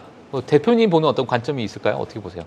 테슬라는 계속 정말 10년이 아니라 30년을 보고 계속 비즈니스를 만들어가는 기업이잖아요. 그게 실제로 우리가 그냥 사이드로 하는 게 아니라 머스크는 이 모든 거에 대해서 굉장히 진심이에요. 지금 하고 있는 것들 짚어보면 전기차, 전기차의 자율주행, 자율주행. 자율주행의 로보택시, 그리고 여기서 ESS, 그리고 얘네들 이 네 가지만 해도 지금 사실 우리가 캐즘이다라고 얘기를 하고 있지만 네. 그게 그래서 연쇄돼서 다 같이 좀 시장이 눌려 있다고 보여지지만 사실 궁극적으로 가고 있는 저희가 방향성인 것이 네. 뭐 전기차에서 보면은요, 저희가 지금 저는 이렇게 생각을 하고 있어요. 기존의 완성차 업체 GM, 포드 얘네들이 전기차를 포기를 한 이유는 기술력이 떨어지고 그거를 그래서 네. 완성차를 만들기 위해서는 테슬라보다 비용이 많이 들고 그런데 팔리지는 않고 맞아요. 일종의 GM이나 포드들도 그 투자를 해서 이거를 기술력을 갖출 때까지는 그러면 막대한 적자와 투자를 이끌어내야 되는데 테슬라만 그 돈 없잖아요. 네. 그래서 그렇기 때문에 어떻게 보면 테슬라한테 점점 자리를 내주고 있는 게 맞는 것 같고요. 그걸 눈으로 지켜보고 있어요. 네, 그렇죠. CEO들은 사실상. 그래서 5년 당장 10년 뒤에 갔을 때는 네. 정말 얘네들이 그럴 수 있을까? 당장은 사실 트럼프의 기조는 난 내연기관차 계속해도 된다는 거지만 트럼프 정부가 아닌 그 다음에 다시 친환경인 대두가 되고 네. 그리고 또 유럽 시장에서는 그냥 그 방향으로 계속 가고 있기 때문에 탄소에 대해서 점점 그런 업체들은 좀 레거시가 이제 점점 잃어버리는 상태가 될 것 같고 예. 테슬라가 하고 있는 지금 이런 사업들은 실제로 이 밸류 체인들이 점점 더 너무 커지고 있어요. 네. 그래서 ESS도 그렇고요. 저희가 한 가지 좀 계속 좀 다르게 생각해 봐야 하는 거는 저희 LG 엔솔이 결국은 3대 배터리, 네. 세계 3대 배터리 업체 중에 하나이잖아요. 얘네 지금 흑자 전환했잖아요. 결국 수요가 늘고 있잖아요. 네. 그러고 나서 얘네도 공장을 다시 가동을 하고 증설을 하고 있습니다. 이 얘기는 산업부에서 예측되고 있는 그 수요가 이미 증가하고 그렇죠. 있다는 거거든요. 그렇기 때문에 이건 턴어라운드 한다고 봐야 되는 거고 네. 결국에는 그러면은 전기차 시장 다시 계속 속도의 차이였지만 다시 좀 올라갈 것이다. 결국의 방향성은 그쪽으로 가고 있다라는 게 보여지고 테슬라가 하고 있는 이 자율주행 뭐 사실 로보택시 하고 나서 얘기가 많았어요. 이거 정말 되는 것이냐 그리고 사고도 많고 뭐 안전에 대한 컨트롤이 안 된다 이런 얘기를 많이 하는데 이건 머스크에 좀 사업하는 방식인 것 같아요. 일단 해보고 거기서 오류가 나는 에러 데이터를 수집을 해서 나는 계속 업데이트를 하고 결국에 로보택시 이게 정말 될 거냐고 하는데 사실 될 거라고 보여지는 게 저는 얼마 전에 버스 타고 조금 놀랐어요. 버스에 그 새벽 동행이라는 게 생겼는데 네. 그 새벽 동행은 버스 자율주행 버스래요. 한국에서 일어나는 일이에요. 그 새벽에 다니는 버스. 네. 강남에. 그러니까 지금은 사람이 하니까 새벽에 구간에는 버스를 돌리지 못하지만 네. 자율주행을 그 구간에 넣겠다는 건 거잖아요. 일종의 어떻게 보면 테스트를 해볼 수 있는 좋은 시기이기도 하고요. 네. 그리고 실제로 이게 그냥 상용화에 노력을 하고 있던 거기도 하고요. 이게 학습이 잘 되면 그 다음에는 데이타임에도 운영을 할 수 있는 게 될 거잖아요. 네. 결국에 우리는 방향성을 가고 있는 거고 또 하나는 테슬라가 뭐 하죠? 로봇 하잖아요. 로봇 휴머노이드. 근데 이 생산 공장에 만약에 테슬라 공장의 로봇으로 싹 라인업을 바꾼다. 그러면 거기서부터는 비용을 최소화하면서 생산을 많이 할 수 있는 결국에는 더 도미넌스를 더 넓힐 수 있는 거기 때문에 테슬라는 계속 성장할 것이다 라고 계속 봐야 성장할 되고 것이다. 휴머노이드는 어떻게 보세요? 휴머노이드도 지금 이미 실현이 많이 되고 있다라고 보여지죠. 예, 예. 저희가 좀 가장 제가 내년도에 관심 가지는 분야는 로봇인데요. 이게 우리가 지금 산업에 있어서 이미 상용화되고 있는 구간들이 나타났고요. 두산에서도 지금 로보티스를 활용한 생산 라인 로봇 가동을 맞아요. 하겠다고 하고 네. 있잖아요. 근데 저희가 일전에 중국에서의 이런 상용화나 이런 것들을 보면 어떻게 보면 이거는 순식간이에요. 예를 들어서 한 공장에서 일단 테스트를 해봐. 자율주행은 비슷한 거죠. 근데 잘 돌아가? 그럼 전 공정으로 이거를 휴머노이드를 바꿀 수 있는 부분이잖아요. 그래서 지금 우리가 보기에는 아직 시작 단계라고 할 수도 있지만 이게 커지는 시간은 그렇게 단계적으로 일어나지 않고 확 늘어날 거라고 보여져요. 예. 그래서 로봇도 어떻게 보면 우리 코앞에 와 있는 것 같고 이거가 그래도 AI의 버블을 좀 종식시킬 수 있는 실제로 수요를 좀 이끌어낼 수 있는 거가 되지 로보틱스가 않을까. 그렇죠. 휴머노이드. 알겠습니다. 자, 매수하겠습니다. 지금 당장 매수하겠습니다. 자, 알겠습니다. 오늘 사실 저희가 여러 뭐 뉴스도 있고요. 오늘 배 대표님께서 또 준비한 종목이 또 하나 있어요. 지금 테슬라 얘기를 너무 저도 이제 골똘히 듣다 보니까 시간이 벌써 9시 50분을 막 넘어가고 있는데 오늘 저희 시청자분들을 위해서 준비해 주신 종목이 어떤 종목일까요? 오늘은 아마 좀 시장이 요즘에 혼조세잖아요. 빅테크들도 좀 이렇게 경계감이 있고 예. 그런 와중에 가장 지금 열풍적인 게 금인 것 같아요. 금. 코인도 아니고요. 금에 있어서 그러다 보니까 요즘 금광 주식들이 아. 굉장히 많이 올라왔어요. 예. 네. 근데 저희가 그래서 좀 볼게 뉴몬트를 소개드릴까 하다가 뉴몬트는 이미 너무 많이 알고 계시고 금광업체 말고 금 가격이 올라갔을 때 수혜를 받을 수 있는 기업이 어디냐 좀 생각을 해보면 예. 금을 유통하는 곳들입니다. 그래서 오늘 소개드릴 거는 A마크 프레셔스 메탈이라고 하는 좀 이름이 길어가지고 티커가 EMRK 인데요. 얘네가 뭐 하느냐면 금을 도매로 사서요. 네. 뭐 가공을 해서 팔 수도 있고 아니면은 그냥 뭐 그 골드바를 만들 수도 있고 어쨌든 금을 도매로 사서 유통하는 이런 것들이에요. 그리고 예. 리테일까지 갑니다. 예를 들어서 뭐 금반지 사실 때 얘네가 결국에는 금 사서 만들어서 리테일까지 전달을 하는 그런 회사들인데 얘네가 현재 매출은 늘고 있지만 사실 수익성이 좀 많이 떨어져 있었어요. 사실 그렇잖아요. 금 가공을 해서 거기서 마진을 많이 남기면 어려운 구간이죠. 네. 그런데 뭘 생각해 보냐면 재고들이 있잖아요. 재고를 만들 때 가격은 어땠냐는 건 거죠. 쌌었을 거잖아요. 네. 우리가 사실 올해 상반기까지만 해도 2,400, 2,500이었으니까. 네. 예. 미리 이렇게 다 해놓으니까. 그렇죠. 그런데 그러니까 얘네가 가지고 그렇지. 있는 금을 가지고 나는 싸게 샀는데 지금 내가 그 막 금반지 만들면서 팔 수 있는 가격은 네. 기본 4,000불 훨씬 이상. 귀엽죠. 지금 그렇죠. 골드 4,300 선물 불이 넘었죠. 4,300불이니까 예. 현물은 그거보다 더 비싸다는 예, 거죠. 예. 거기에 플러스 내가 간 가공 비용까지 해서 아. 팔 수 있는 거잖아요. 그렇죠. 순식간에 까르띠에가 될 수 있겠네요.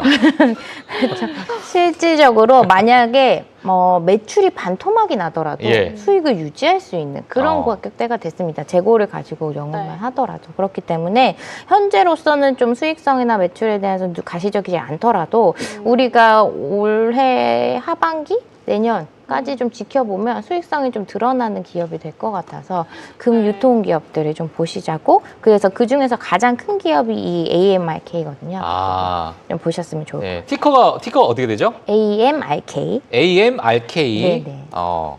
제가 시드만 많았으면 야, 금을 다 사놓는 건데. 예.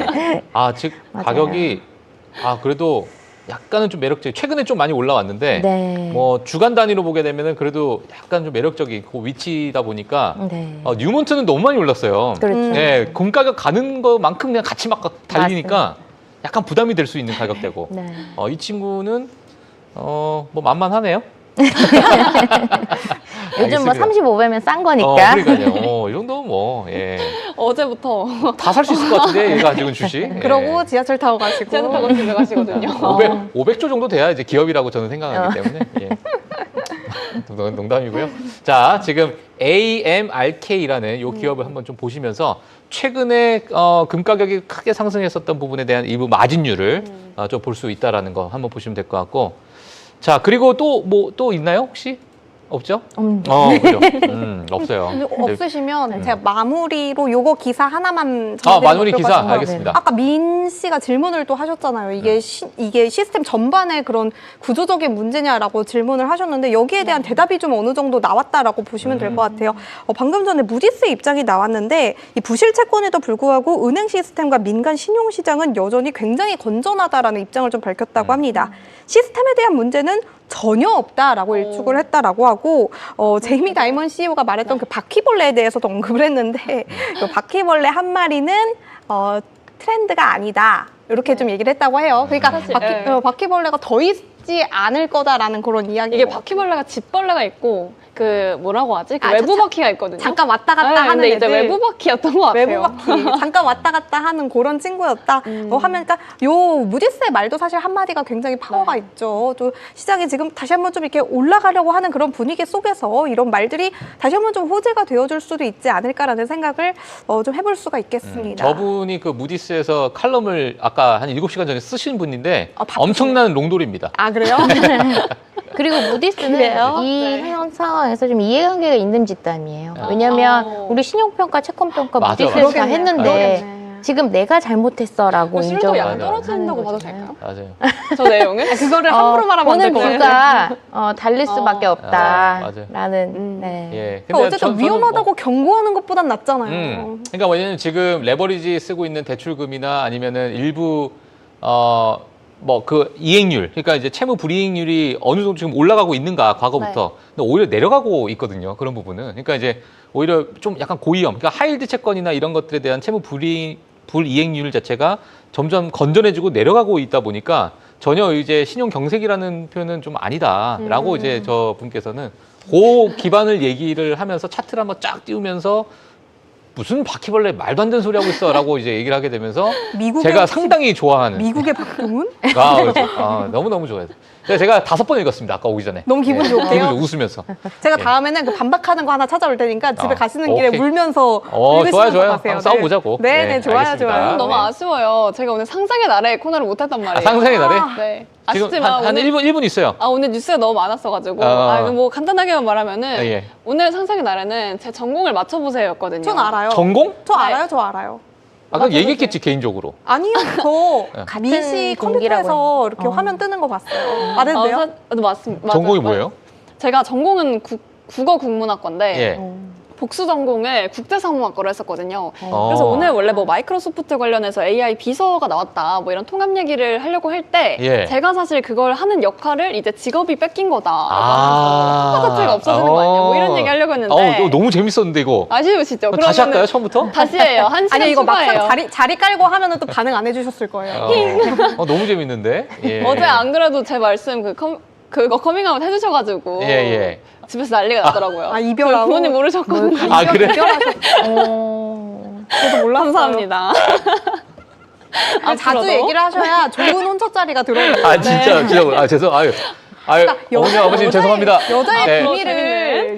비밀을 그렇게 자꾸 함부로 아유 죄송합니다. 오픈하지 마세요. 어머니 아버님 제가 장난친 거예요. 예. 상상의 나라 재밌게 챙겨오도록 알겠습니다. 하겠습니다. 예. 알겠습니다.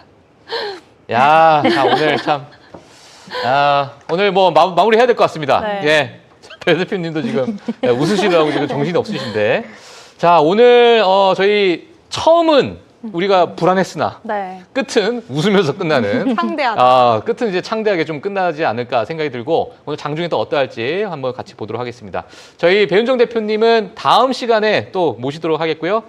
저희 최보 앵커 또 김민 캐스터 너무너무 고생 많으셨고 다음 주 월요일에 또 이제 두 분은 좀 찾아뵙도록 하겠습니다. 세 분 감사합니다. 감사합니다. 예. 네, 자 저희가 준비한 내용 여기까지고요. 저희 새벽 1시까지 또 미어라가 방송이 됩니다. 지금 장중에 정말 지금 많이 메꿨기 때문에 또 장중에 어떤 흐름이 있을지 지켜보시면 좋을 것 같습니다. 저희는 다음 주 월요일에 찾아뵙도록 하겠습니다. 시청해주신 여러분 감사합니다.